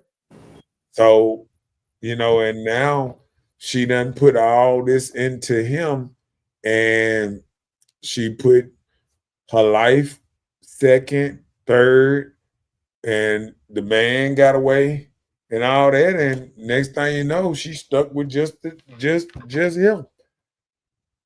Because she put whatever you put most of your time into, that's what you gonna get mostly with. Because see, a lot of ladies say, "Oh, I'm not, you know, I don't, you know, me and my son, we ain't like this here, or me and my daughter, we ain't like this here." But if you putting all that time in there and not putting in time with the relationship, that relationship is slowly falling apart while you building a relationship over here with your son or your children, which when you get older, now y'all got a whole cultural, what's name? You 20, 30 years older than your child, and y'all in the household and you still trying to run your child and then don't realize that your child taking care of you now. So now the child feel like he got just as much say so in the house as you. Now y'all battling, and then now y'all won't get along. You know what I'm saying? So it's always a little dynamic that you got to really edge up and really realize what your priorities lie, because you might mess around and get too close to your child. Then later on in life, then y'all be together, and now y'all can't get along because y'all too far apart in thinking and ideology. You still want to treat him like a child. Now he want to treat you a certain kind of way because he taking care of you now. So, you know, a lot of houses are being done like that. Yep. Oh well. Read that. Yes, what you said. That's true. What's up, Latasha, up into his house? Hey, Tasha. She said, "Thank God, after all that you said happened, God blessed me with a husband." Yeah. Okay.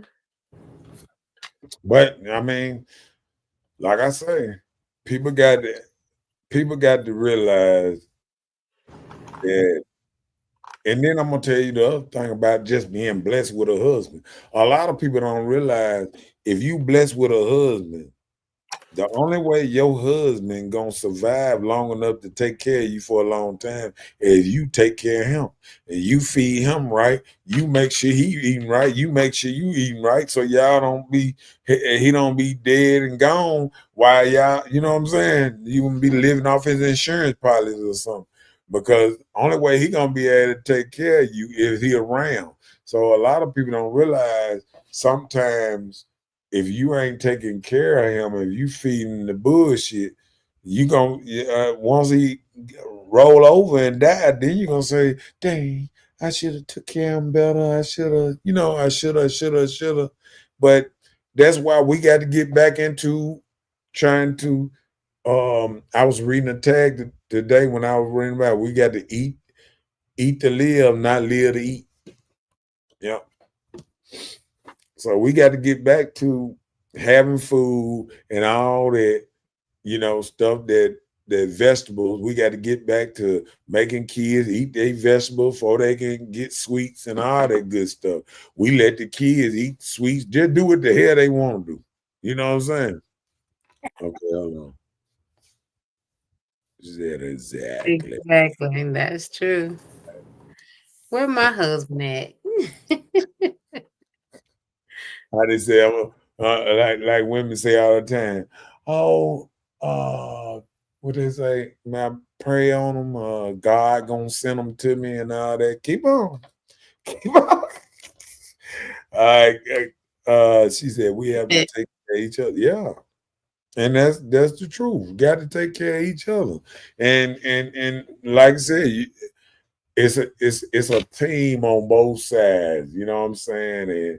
And what you got to realize, what you putting in your body and in his body is what gonna help him either crash out or maintain a long, healthy lifestyle. So you mhm. got to realize, what do you want? What do you want?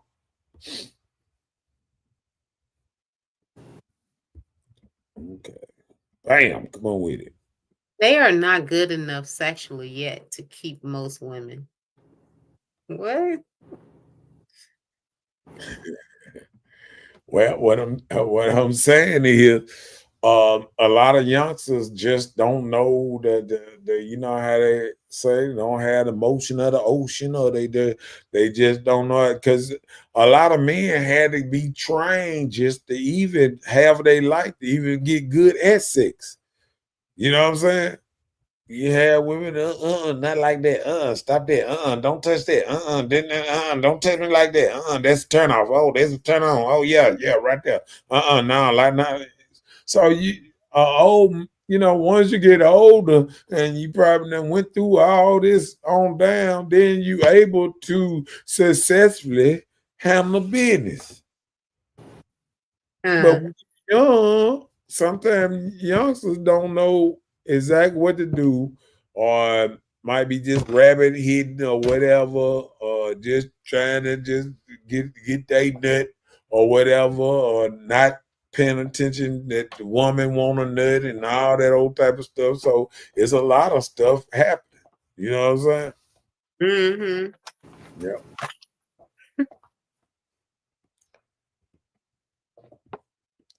Dead ball. So you got that one. I can move on. I guess All right. Next one. they ain't got they ain't got game yet to pull the women that they want or need. Right. A lot of men sometimes think about the woman that they want, but later on in their life, they start trying to find out what do they actually need. What kind of woman do they need? You know what I'm saying? Mm, Because any man can find a woman and just a woman that's, you know, a woman, you know. But a woman that, gonna accommodate yeah, gonna as be. what your pleasures. Cause I remember when I was coming up, we always say, "Oh, you better have," or whatever, whatever. You know what I'm saying? Like, you always thought that it don't matter how messed up you is, your woman way better than you or whatever. So now sometimes men get in a rut where they finding women is hell worse than them. You know, they think they doing something, the woman doing twice of what they doing and shit. You find out, hell, your woman drinking, smoking, snorting lines and all kind of shit. You never know what the hell they were doing. And it's a surprise when you think somebody a certain kind of way and you find out they totally different. Yeah. Okay, good. Stop looking at men as a bank book and look for the work he carries in them. Mm. Bruce coming with some salsa today, so it's some sauce. Yeah, I think that gonna be hard because women are naturally gravitated to men with purpose. I guess men that they ain't got to take care of, or men that maybe capable of taking care of them. So women are always, you know, these days women don't want to give up their money. They want to take. Okay. You ask a woman for that. The biggest way to turn a woman off is to ask her for some money. You can just see her drying up right in front of you. Just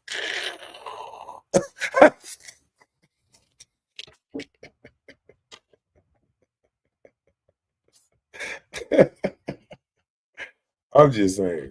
All right, next one. They are not leaders yet, and that's what women are looking for.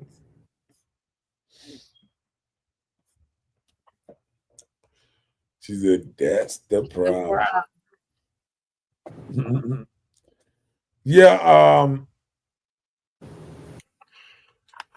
Um.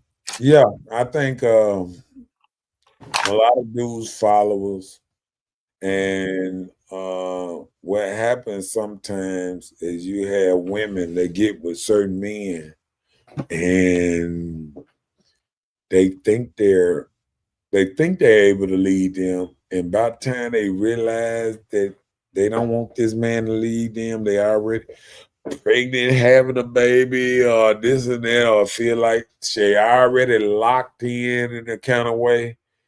And I think that can cause a lot of confusion if a woman thinks a man is all this and find out that he's not.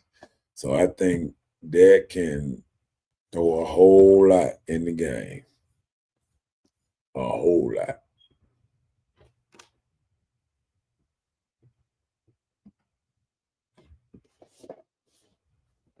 Okay. The word no is used a lot when they are younger and they can't deal with it. And I think a lot of men suffer young because um, they are used to hearing the word no all the time. Like women have no problem with telling men no, no, no, no, no, nope. Can't have none. Nope. They ain't coming. Nope. I ain't gonna do this. Nope. I don't want to go here. Nope. So I think a lot of men carry around a lot of little stuff with women, you know, telling them no. And I think when a woman keep telling a man no, it's just different. Cause I think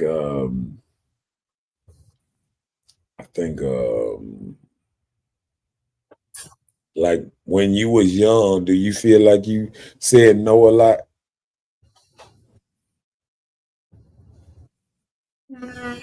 No, because I was actually kind of vulnerable then. I may say no more now than when I was younger. Younger, we're a little vulnerable as women. So a lot of things we might say, no, but we swing with it. So Yeah, I think you probably said no more than you think because you got to think about it. even at a young age, a lot of men was trying to touch you, take you around the back of the yard, between the cars and everything, kiss you and all that kind of stuff. So I think you might have said no a lot of times that you don't realize that now you don't get the same treatment because grown men don't attack as much as a young man do.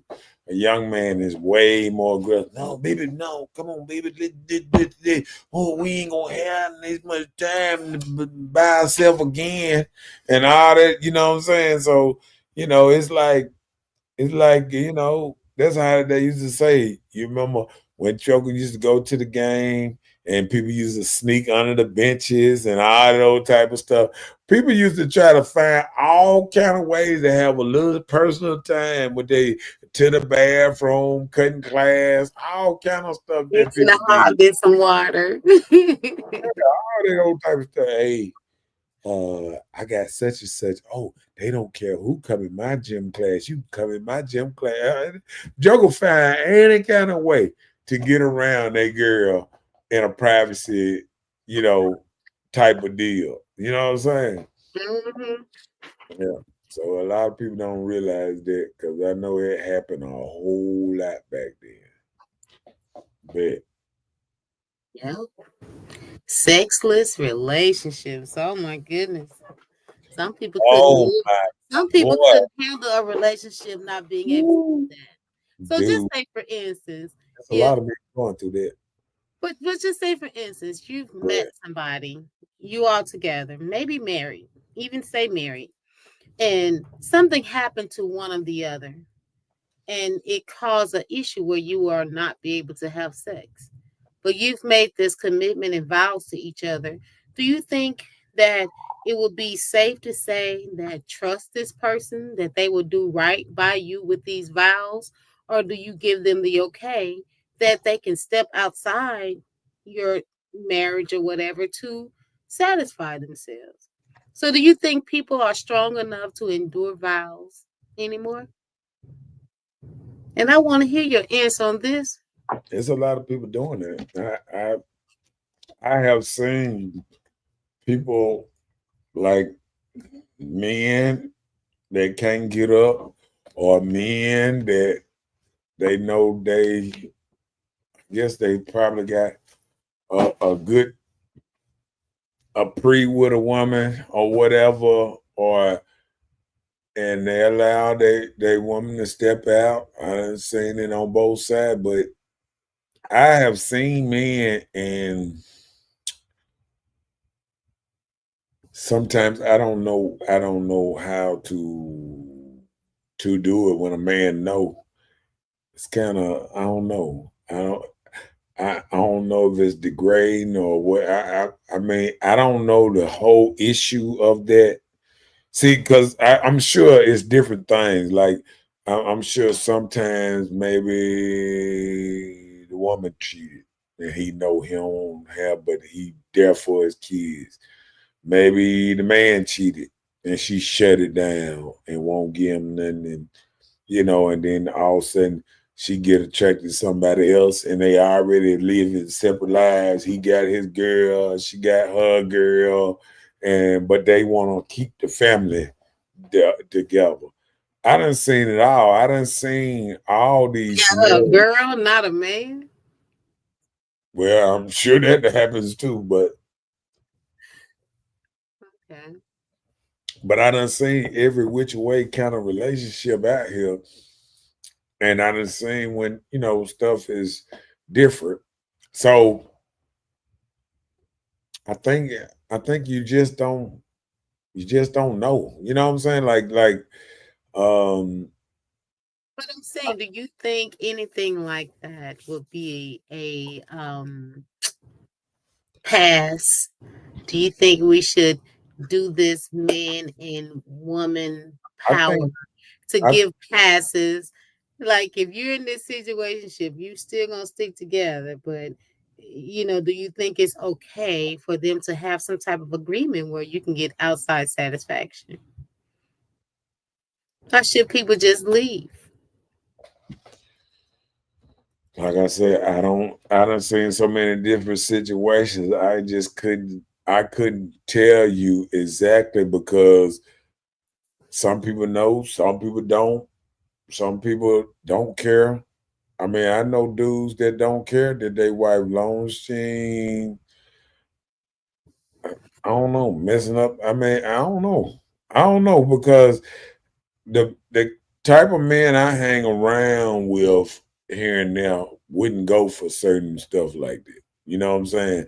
So it's like I don't see it in my close knit friends, but I do see it when I go to other dudes, see other dudes you know, like I give you a thing. I know I know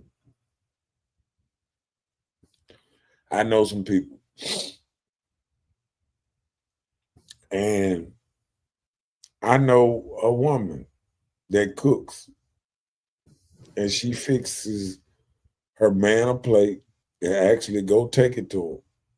So imagine you watching your wife or your girl or whatever in the house cooking, cooking a plate, probably putting a big piece of chicken on there and taking it out your house to somewhere else, down the street, around the corner, wherever they going, and come back to the house without the plate, whatever, this, that. And you like,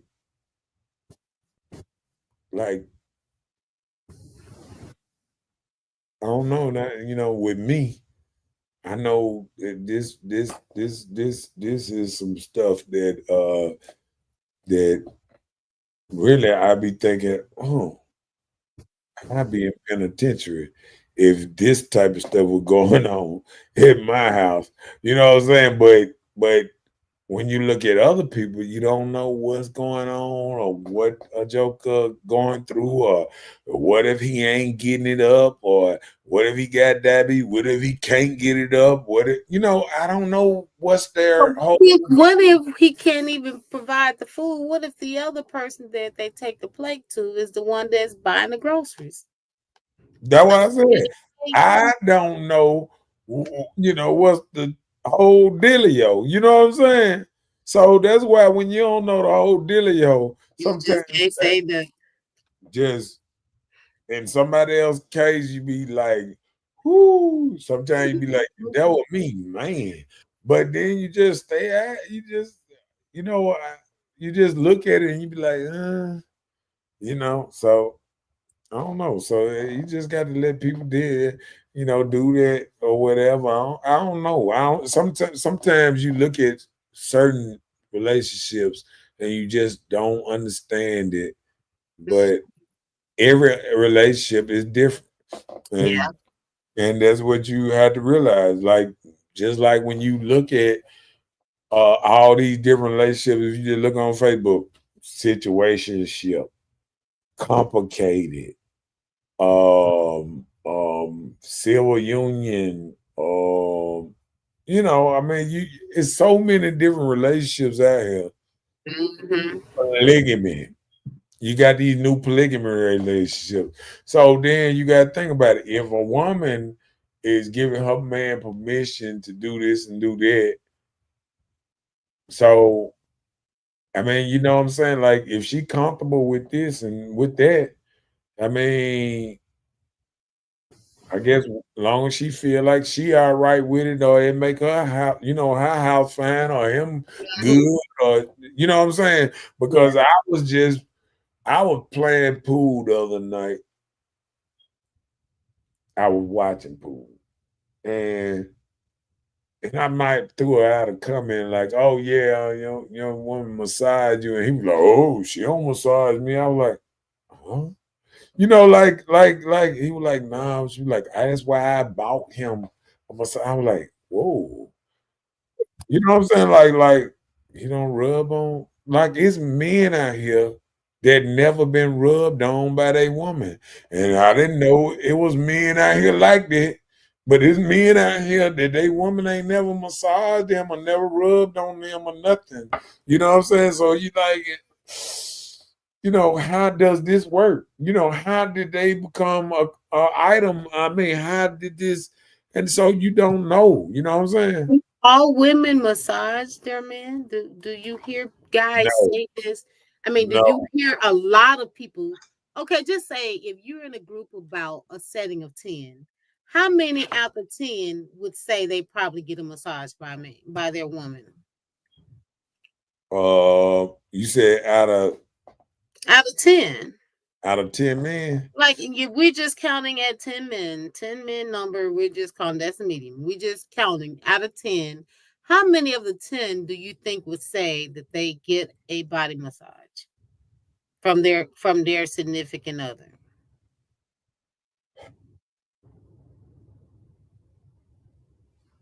I don't know because when I think about it, like when I think about the type of, I think about the birds of a feather flock together. So I think sometimes I think certain dudes kind of it just the women do that for I'm them. just they wouldn't let them. No, I'm saying women do it for certain men, and I think certain men just don't demand. I think it's something that got to be kind of demand.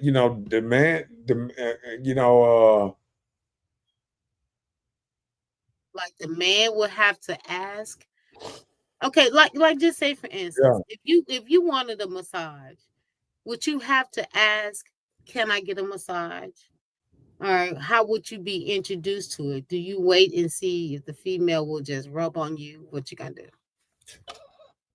I think if you get to the point that if you ain't offered and if you don't ask, Joker just ain't gonna do it. If you just start seeing, because I think as a man, you need to kind of sit back and see if a person wanna do this. You know what I'm saying? And so if they want to do certain things, they're just gonna do it or try to do it or something like that, or ask you, do you want a massage? And I think then you'll see how feminine maybe they are. You know what I'm saying? Or how Bathing men. Do you hear guys talking about a woman, their woman, whatever, giving them baths, things like that? Is that something women still do? I think Or I even think run the bath? I think I don't hear a lot of it. Um, I think it's done because you hear about women taking care of their man and stuff like that. I think some women do it, but I don't know. When you hear women talk a lot, I don't hear about the rubbing on the man or giving a man a massage. A lot of women don't even know how to give a massage or this and that.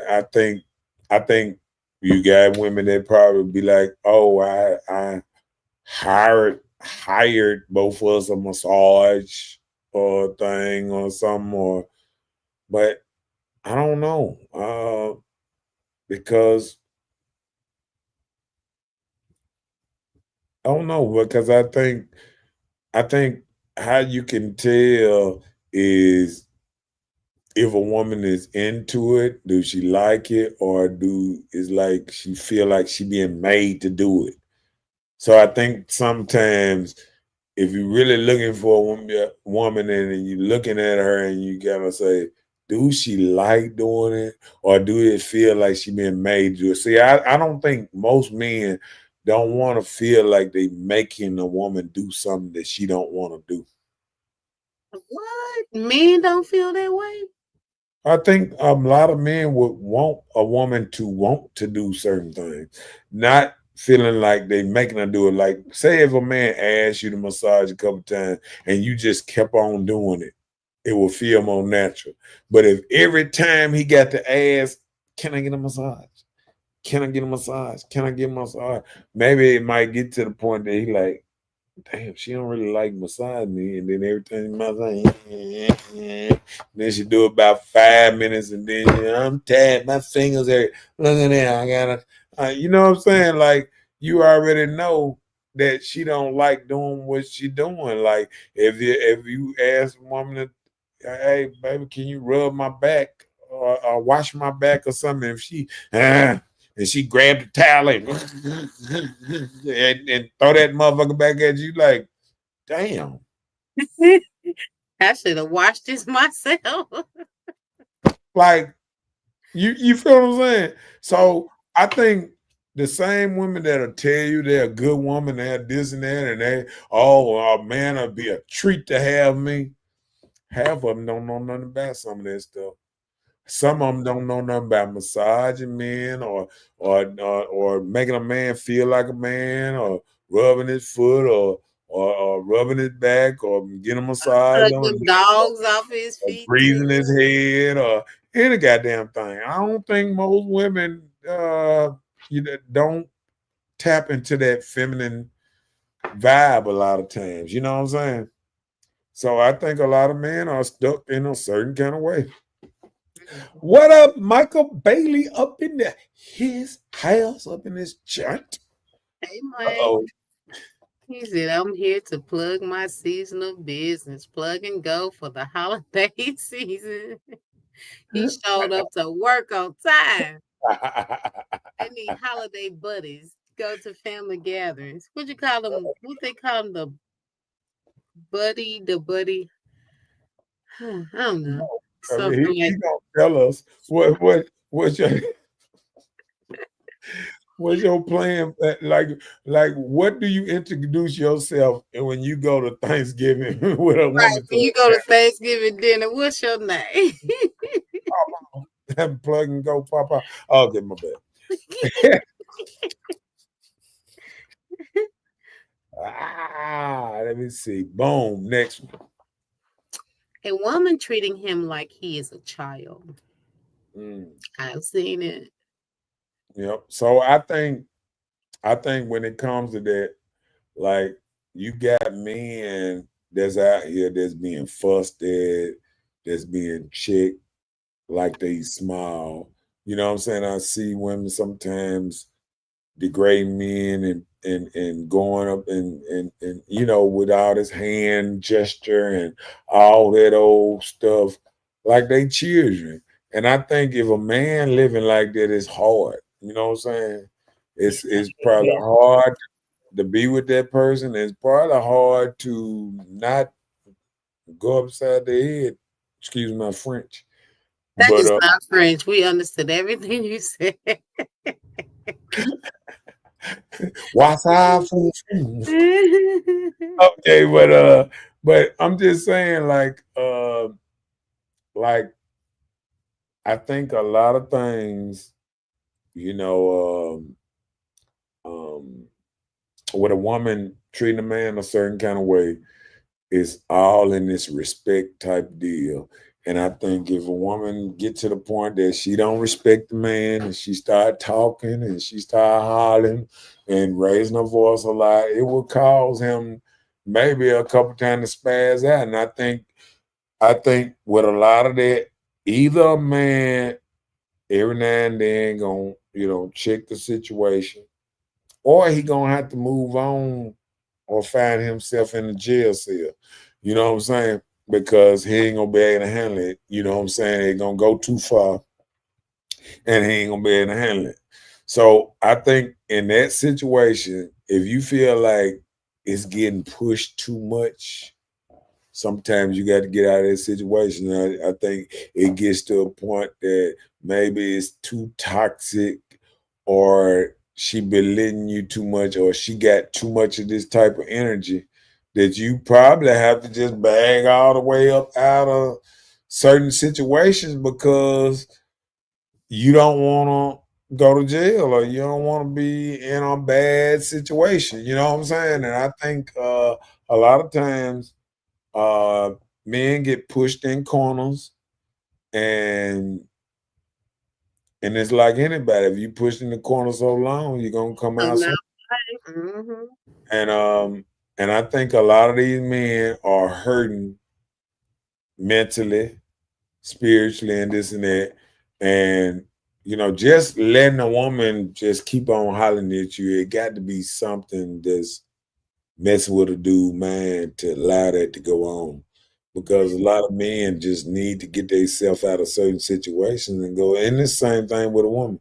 If a woman is dealing with a man and all he can do is holler, da, da, da, da, da, da, da, da, you need to learn that from the door. You probably got to get out of that situation from the door. That's why it's so good to date and know a man for a minute before you get into any situationships that might get you caught up, especially when you're young.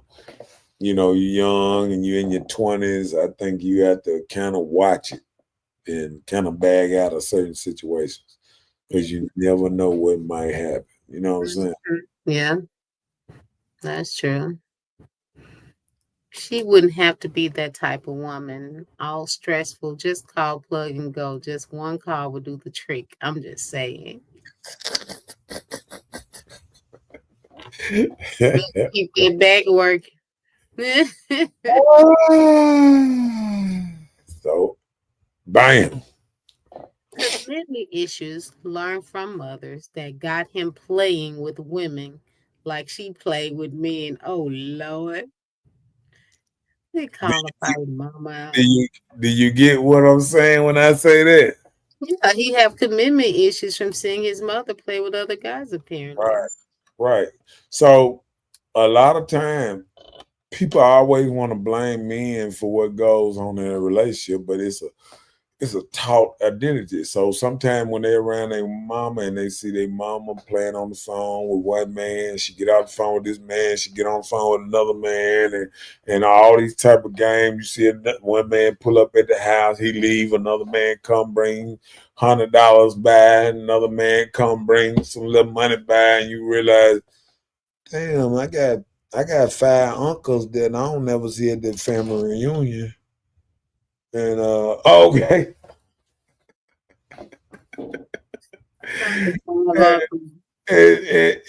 And I think once men grow up and they realize that their mama was a player or this and that or blah blah blah, and just looking around at their brothers and sisters, don't none of them look alike. I mean, no, you just start looking like, hey, I was, yeah. So I mean, you might get to the point that you might be saying that, golly, mama, mama was a rolling stone. You know what I'm saying? She did what she had to do to take care of the home. And when she left, all she left us was alone.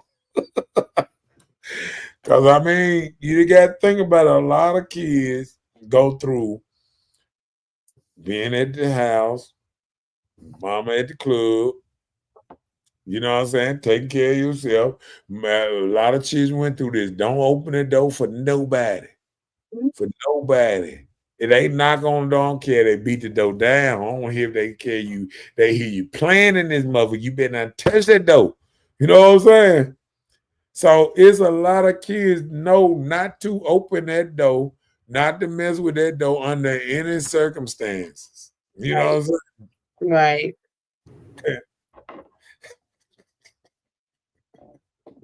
Hey, yeah, Mike. Damn, none of them look alike. Yeah. So I mean, it's a lot. When you see your mama, playing the game, playing men, doing this type of thing, we always want to say we want our little boys to become good men and women and this and that. But a lot of women teach their children the game. They teach their kids how to treat a woman. You know what I'm saying? You Mhm. teach it by how you treat a man. You teach that to your child. When he see his mama respecting a man, under a man, this and that, that's how he gonna try to roll. But if he see his mama dominating this, dominating that, dominating that, he might try to just be the opposite, just to be a right mama. See, if he see his mama dominating men, he gonna want to be the opposite. He gonna want to dominate women because he see how his mama is so he's seeing how it didn't work. You know what I'm saying? Yeah. Yeah. So you got to look at all them type of points. You know what I'm saying? Yeah, I agree. Good. So he learned. Okay, got that. He got some. Oh, hold on. Did it? Let me see. He just did that one. Oh, I must have had that on that twice. Or maybe okay, they grabbed. Being around his mother got him too emotional. Well, I wouldn't say around the mother. I'm just saying in the single parent home. That's when I mean, even if the guy is That's around random his, mama. but listen, hold on. I'm just saying, like in a in a two parent home, the Uh-huh. man is there, can have a little effect. But most of that is for single parent when you making the statement you're making now. And sometimes single parent homes, like with just the mother, yes, we can make our sons a little emotional. Yeah. Yeah. Because what it is women live by different rules than men. And when I say different rules is when women go out and think about fighting another woman or anything like that, they never think about dying. And one thing a man will show another man is when you go out in this world and you get into it with another man, an alpha, whatever, death is always on the table. So, me as a man, I know anytime I get into it with any man, death can be on the table. So that's why men try not to get into it with each other because we always know death is on the table. Mhm. Just saying something wrong, smart, anything. A lot of times when you see older men, the reason they don't say nothing to younger men, sometimes like that, because death is on the table. Mhm. That younger man can get pissed off just because the old man, you don't need to say shit to me. You know what I'm saying? Yeah. So death is always on the table, and women sometimes don't find that out easy. All right, go ahead with that, Tasha. Tasha said, if men did their part as fathers, women would have to play both roles. Not speaking for myself, but because you're being hard on the women. Well, I think a lot of times we as single mothers, sometimes we go to the guys. I mean, we have our sons and we try and support them with giving and a lot of love, thinking that we're helping them and lacking when the man is not there. So if Right. the man is there, I don't think that it's gonna be an emotional kid. But if the man isn't present in the child's life, then it's a possibility that he may subside to the mother's traits of the way she's acting because this is who is instilling in you and pouring into your life. And if she have her nurturing hat on about nurturing to make sure you're good, it may be a little too much for boys unless you have some like hard moms out here that's kind of tomboyish and hood and sturdy, like I mean, I ain't gonna say hood, like you just strong minded, you have this hardness about you as a mother. Like I've seen women that punch their sons in the chest to make them strong. That's what they say. Well, So it's some women that move a little different. Not knocking what they do, but I'm just saying in the sense of the way that they decide to raise their boys, and they may not be as soft. okay. Well, I'm gonna give a little pushback on the playing both roles. Okay, this the problem. Women cannot play both roles. Women can only play their role. And see, that's the problem. Women are thinking they can play both roles and they can't. When you lack having a child around a male role model or a fathering role model, you cannot play both roles. Ain't no way you got earrings on, a dress on, heels and this and that, and you playing both roles because the man is wearing boots and pants and he wearing a whole different outfit. He talking different, he moving different, he walking different, and everything is different about him. And he's not learning none of that. So what I'm saying is when I say when I reason I feel like I be hard on women because women got to realize that they need the other side of that. And you cannot play both roles. And that's what I'm saying. A lot of women think because, okay, I raised her. No, a lot of women, the reason they was able to raise the other children, this and that, we don't look at that they got daddies and brothers and the coach and the karate instructor and all these men that was positive role models in their child life that help mold that child into something different than what he might have been if he was just around his mama. A man that's sitting around his mama in the projects or in the house or whatever, and the only thing he doing is going outside, riding his bike or whatever, and then coming back home to the house with just his mama in it, he's still not getting everything he needs. You know what I'm saying? Well, Because I'm. because he's watching something. He's watching something. And your mind, as you watch, a child at a young age gathers a lot of knowledge at a young age, at a very young age. I think by the time a child is 3, a child is who he is or something. And they say by the time a child reaches the age 7, he is who he is. So if you just have a child around you at that early age, by the time you try to change him, then he already who he is. You know what I'm saying? Mhm. So I think, when I'm saying um I think when women say they playing both roles, you can't. You Well, can well, this make is what. a harder type of woman, but you can't make him a man by playing the mother role, trying to think because if you scream at him a little louder or you do something or you whoop him a little harder, that you playing the man role. You are not playing the man role. It don't matter because Well, let me clear okay, this up, and go ahead. Tasha, you can correct me if I'm wrong. All right. I feel that when women say they playing both roles, like the mother and the father, I think that's just a immature way of saying that this is a single parent home. Yeah. Like the woman is there. I'm here for my child. I'm raising my child. And Right. maybe the man isn't there. And so the woman is doing all the rearing of the child. Like you're raising the child by yourself. So that's Mhm. why some women mindfully say it out their mouths, I'm the mother and I'm the father, which Right. it can't be deemed possible because it didn't take just you to make this baby. But people say that out of the mindset of I raised this kid by myself, the father wasn't there.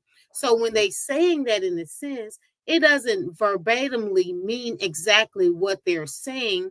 They're just saying I'm a single parent, I raised this kid alone. So it's just another way of them saying that without saying it. They do that. Like, for instance, when Father's Day come, they say Happy Father's Day to me. Mother's Day come, Happy Mother and Father's Day to my mom. Things like that. Yeah. So people just say these things instead of just speaking the truth. I was Yeah. a single parent because I was there. I was a single parent and I raised my kid by myself. But I never went out there and say I'm the mama and the daddy. You got a daddy. He's not here, but you got a daddy. But hey, and And, sometimes and we kind of say those things and not meaning exactly what it and said. we never give that, what I was talking about the other people, about the other people, their respect on helping raise, the brothers, the uncles, Well, the granddaddies and all that puts that input, the coach that coached the football and I, or and I can say that I can really say when it came to my son, I raised my kid in my household, right? But I thank God he had coaches. I put him on football teams or basketball teams, even leagues out throughout the community that Right. these men played an impact in his life. Right. Then you have teachers, these after school mentoring programs. You have to find things to place these young men to be a part of men so they won't be just taking my feminine traits. I, Because what if I raise my kid and my kid turn out to be as soft as me and want to look like me and put on makeup and wear dresses like I do? right. So you have to take these young men and put them in environments that they can be a part of to make them grow as to be young men. If we can't do it, because I can say all day if I think how a man think or I know how a man move. No, I haven't had every man in the world, so I just only know a few, and I know what I've dealt with. But just knowing how to tell a man to move and how to tell a man to stand up over the toilet pee, because all of us, when we teach our boys to pee, we don't teach them to stand up and pee in the toilet. We Right. make them sit down. So there Right. are a lot of things that men can teach other men. And if their father isn't just so active on the growth side, then there are other people you can get these boys involved in that will help you. So yeah, I do. I give accolades to the coaches and the other men that was involved. Read that one. Luana said, as a woman, we have to put some type of fear in our young men. But there are bonus dads never had to put his hands on him or even raise a voice at my five boys. I know, right? Don't the men just have that authority? They just move just like that. So we most definitely needed the men in the home because he made a huge difference in my boys' life. And they respect him like their biological daddies, Right. adults. Right. Right. Dada's adults. Okay. That's a great Yep. point. And that was what I was trying to say is we all, it don't matter how much we think about it, we all have to look around, be honest, and try to make sure we put some kind of male influences around our Exactly. children because Including that, girls. I'll tell you this, that's how some kids can end up, you know, gone at a young age, even if the father is immature, is not raising them, is trying to raise them like a gangster or not raise them what's I not, see because that we too. have fathers, and I can say I got even some good fathers that watch my show that sometimes I don't agree with them when they throwing up gang signs and stuff with their sons and stuff like that.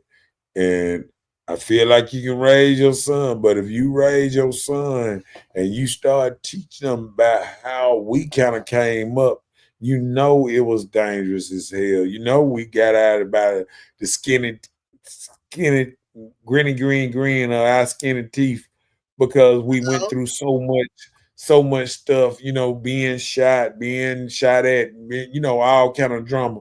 And I think I would never, like, with me and my daughter, I would never try to put her in a situation that she got to be a gangster. You know what I'm saying?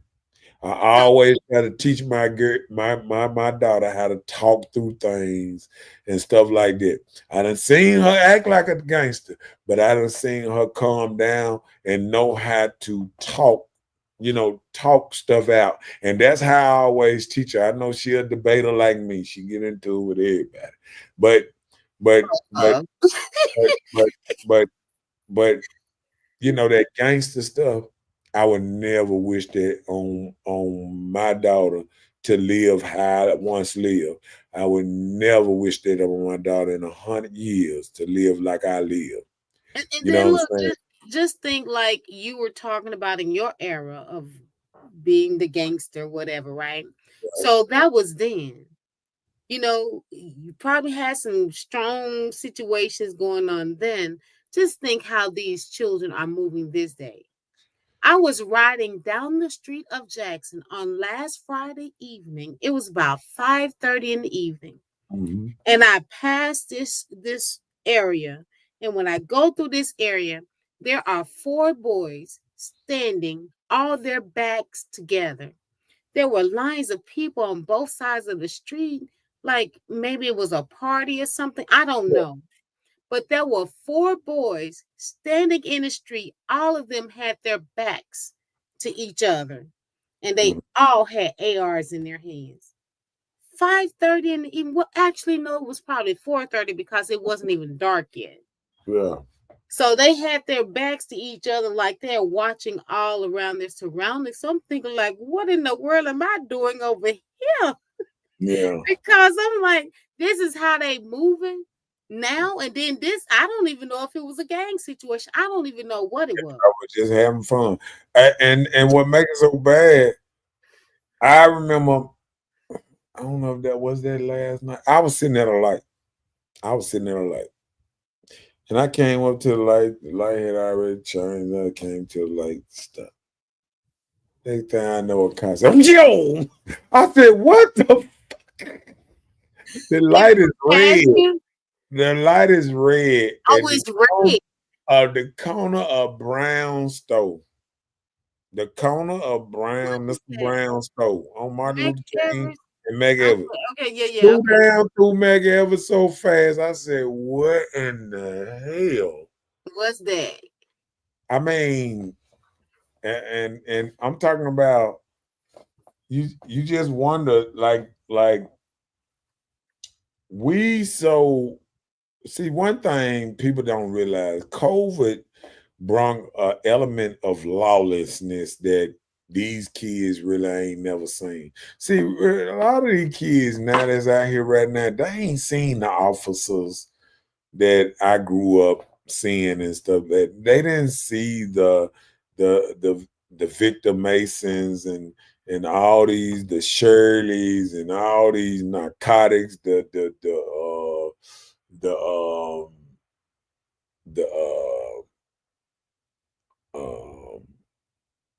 forgot that dude name. They don't remember the IROC boys and big dang, I forgot the big police officer that used to scare everybody. But they don't remember them type of people that I grew up. What's name? They don't remember them people. What are the IROC boys? That was the narcotics. The jump out boys. I mean, when I came they up, call them IROC because they was riding in IROC. The cars that they got from the drug dealers, they started riding in them and going busting people. Like they used to conversate the cars that they got from drug buses, and then they used to go out. So they be ride clean, going down what's name, running up on people, jumping at the cars and arresting people and in normal cars. I mean, I done seen narcotics jump out of U-Haul trucks and all kind of stuff. Yeah, and post office. You saying like back then or what? Yeah, back then. Like they would get in anything to try to get up on you, to get closer to you, because you had lookouts and stuff all the time. You had people that actually look out for the police. They probably don't have much of that now because don't nobody care about the next person getting caught no more like they used to. Do you remember the police chief they used to have in Jackson? His name was Bracy Coleman. Yeah. Did he do anything for Jackson? What you mean do anything? I mean, was he a good police officer? When I came up, we had you had a few good officers in the city. I'm not gonna say if you know their name pretty good. They most of the time they wasn't a good police officer unless his name was Officer Friendly. So it wasn't many good officers, because I'm gonna tell you what an officer told me a long time ago. Mm-hmm. He pulled me over and he said, just like y'all in a gang and y'all got loyalty to each other, he said police is the same way. Even when our people do bad or wrong, we still sometimes have to stand behind them. So I understood at a long time ago is they wasn't my friend, and even though some might be cool, when it all shake down, they with each other, Mm. and you better be with your people because they ain't with you. You know what I'm saying? Oh.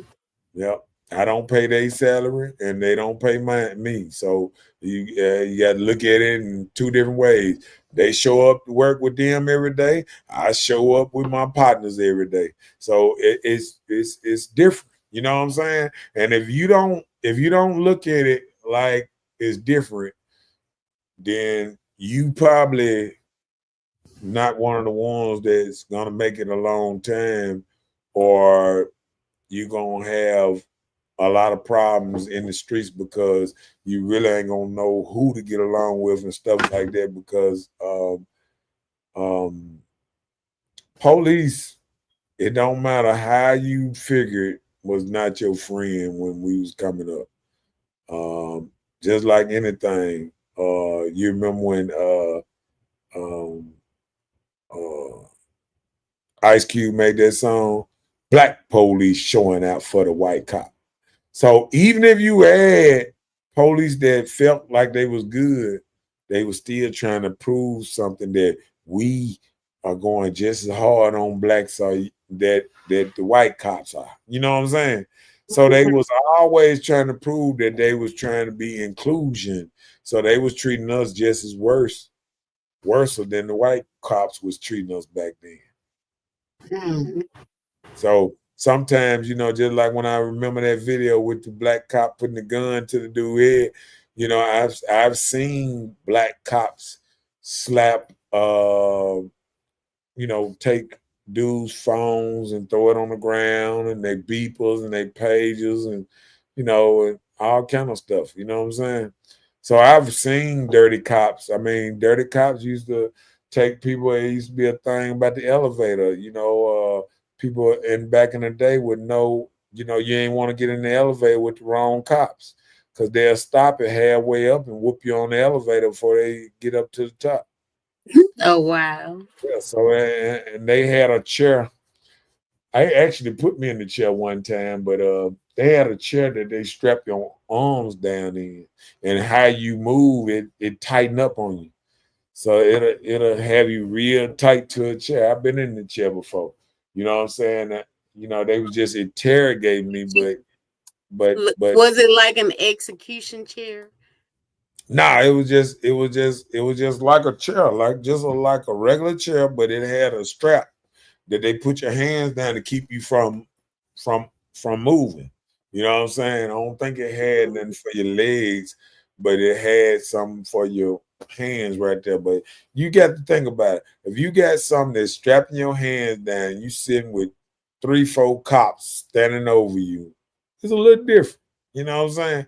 And a lot of people ain't never went through this because they so used to this camera thing. You can see everything. You can see everything going on. They got the cameras on their vests and all that. See, I grew up when they just could whoop your tail or shoot you and put a gun on you, and the only thing you can say is they can just holler self-defense, and the other police are gonna go along with it. They're gonna just write you off and boom. There's a lot of dudes that been killed out here that suspect.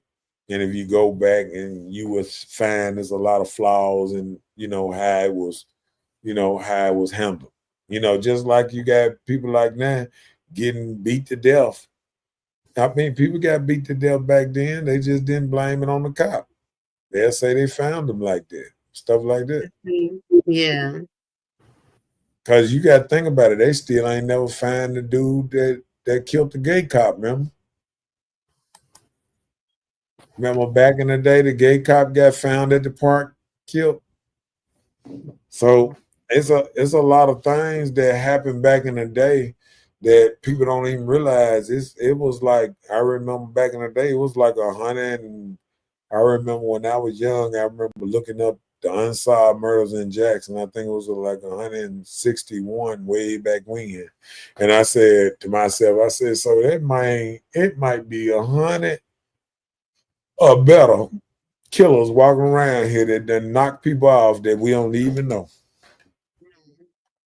So I think everybody need to take it easy when they always try to pick on everybody out here, because there's people out here that did real stuff out here.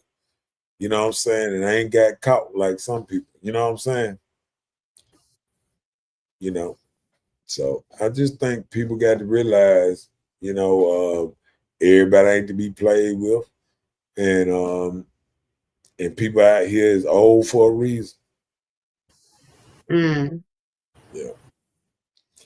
So let me see. Let's get to this. I think we got one more, something like that. One with it. Right. Just so we just got done talking about. He didn't have a man in the house to teach him how to move and be a leader. Mm.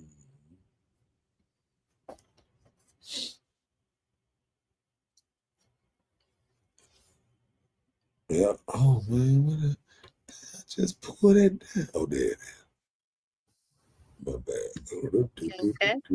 Yeah, I'm all right. I'm just trying to get it ready for the last. Okay. All right.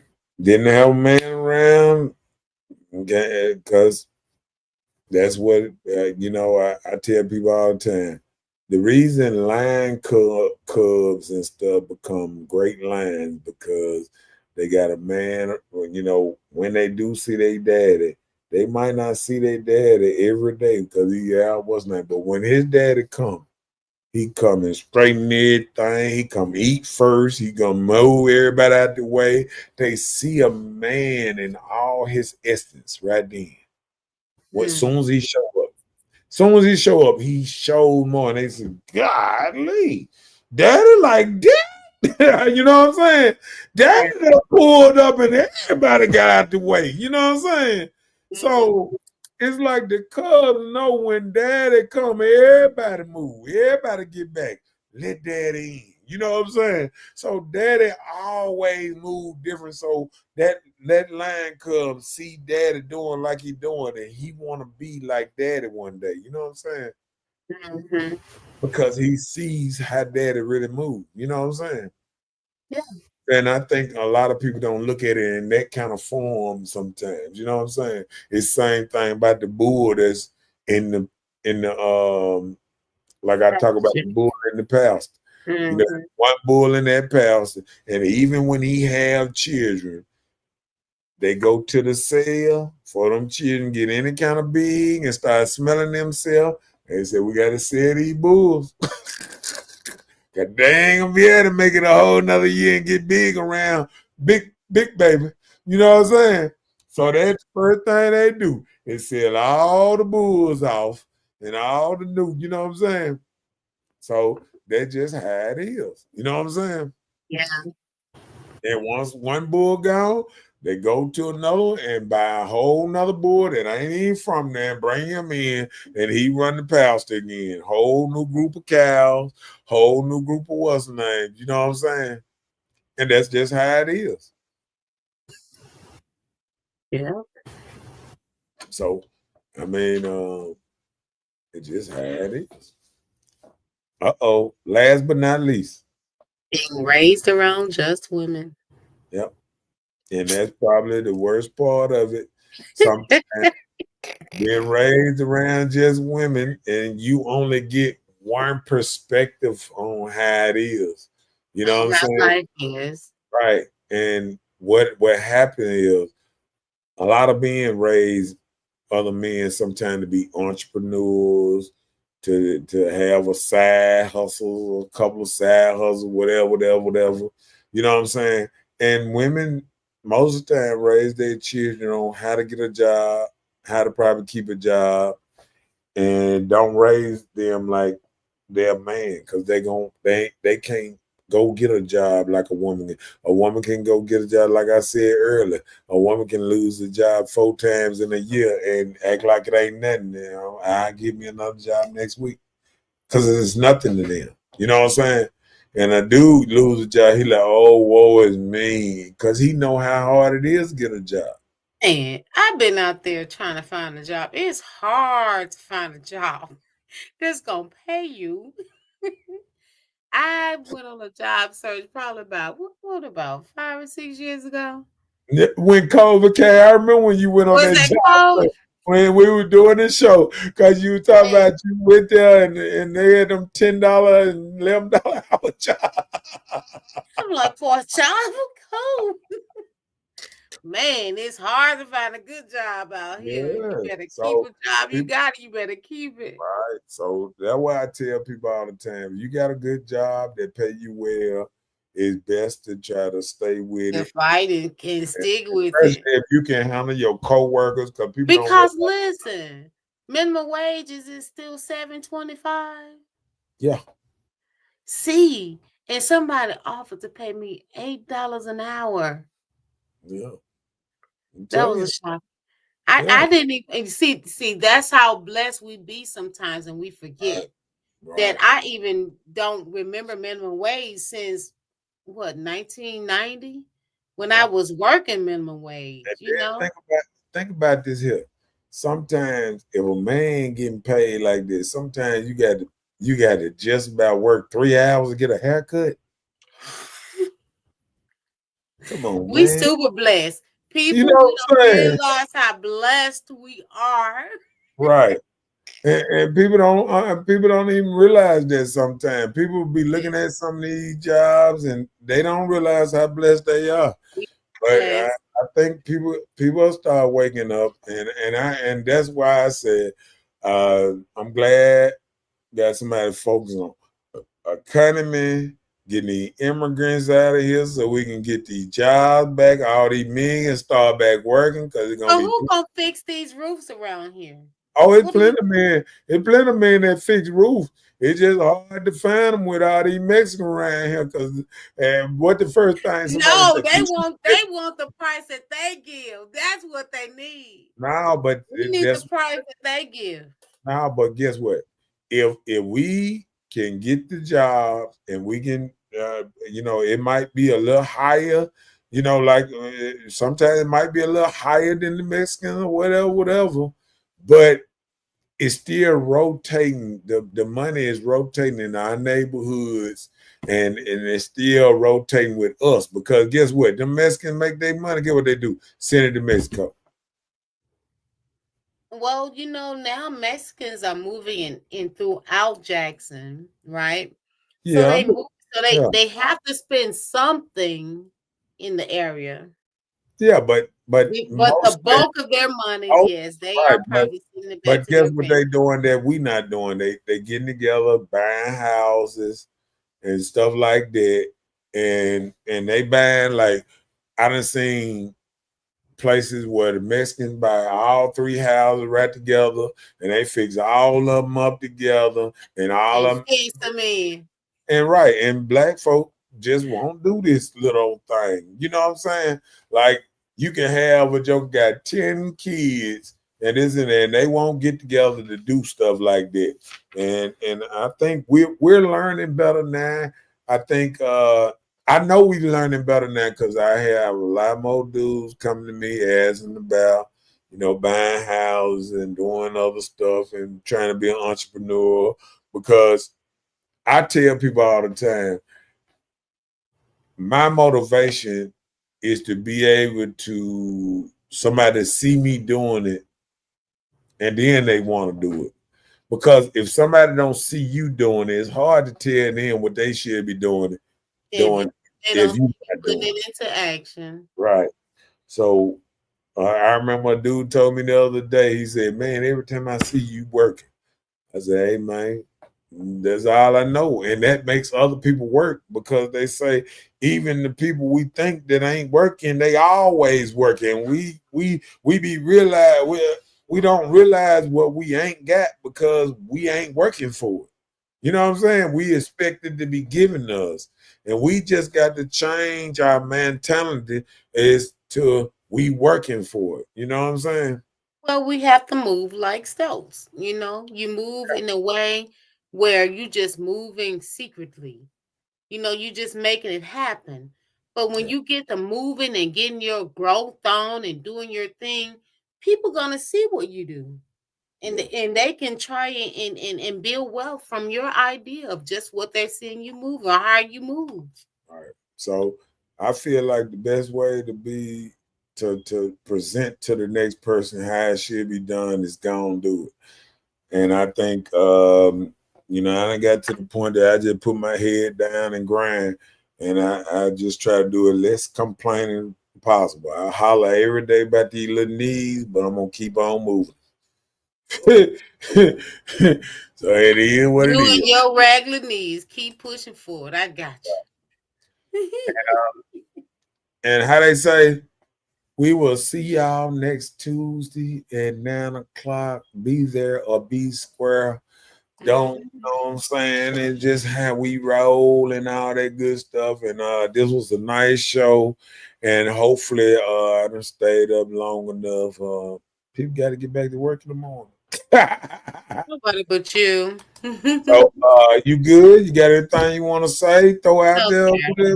I know you went to a couple of funerals and stuff this weekend and all that. But You all in my business. Okay. But no problem. Yeah. all right. But all right. Well, how they say, just like we came in, we going out. That That part. part. Yeah. Trip out big splash, baby, you can see it. Yeah. Strong. Along the way. On the surfboard of mercy. What you talking about? What you talking about? What you talking about? What you talking about, Willis? Listen.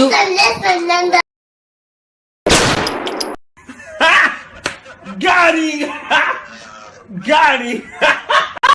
Please, I don't have any time for any gossip now. Eh?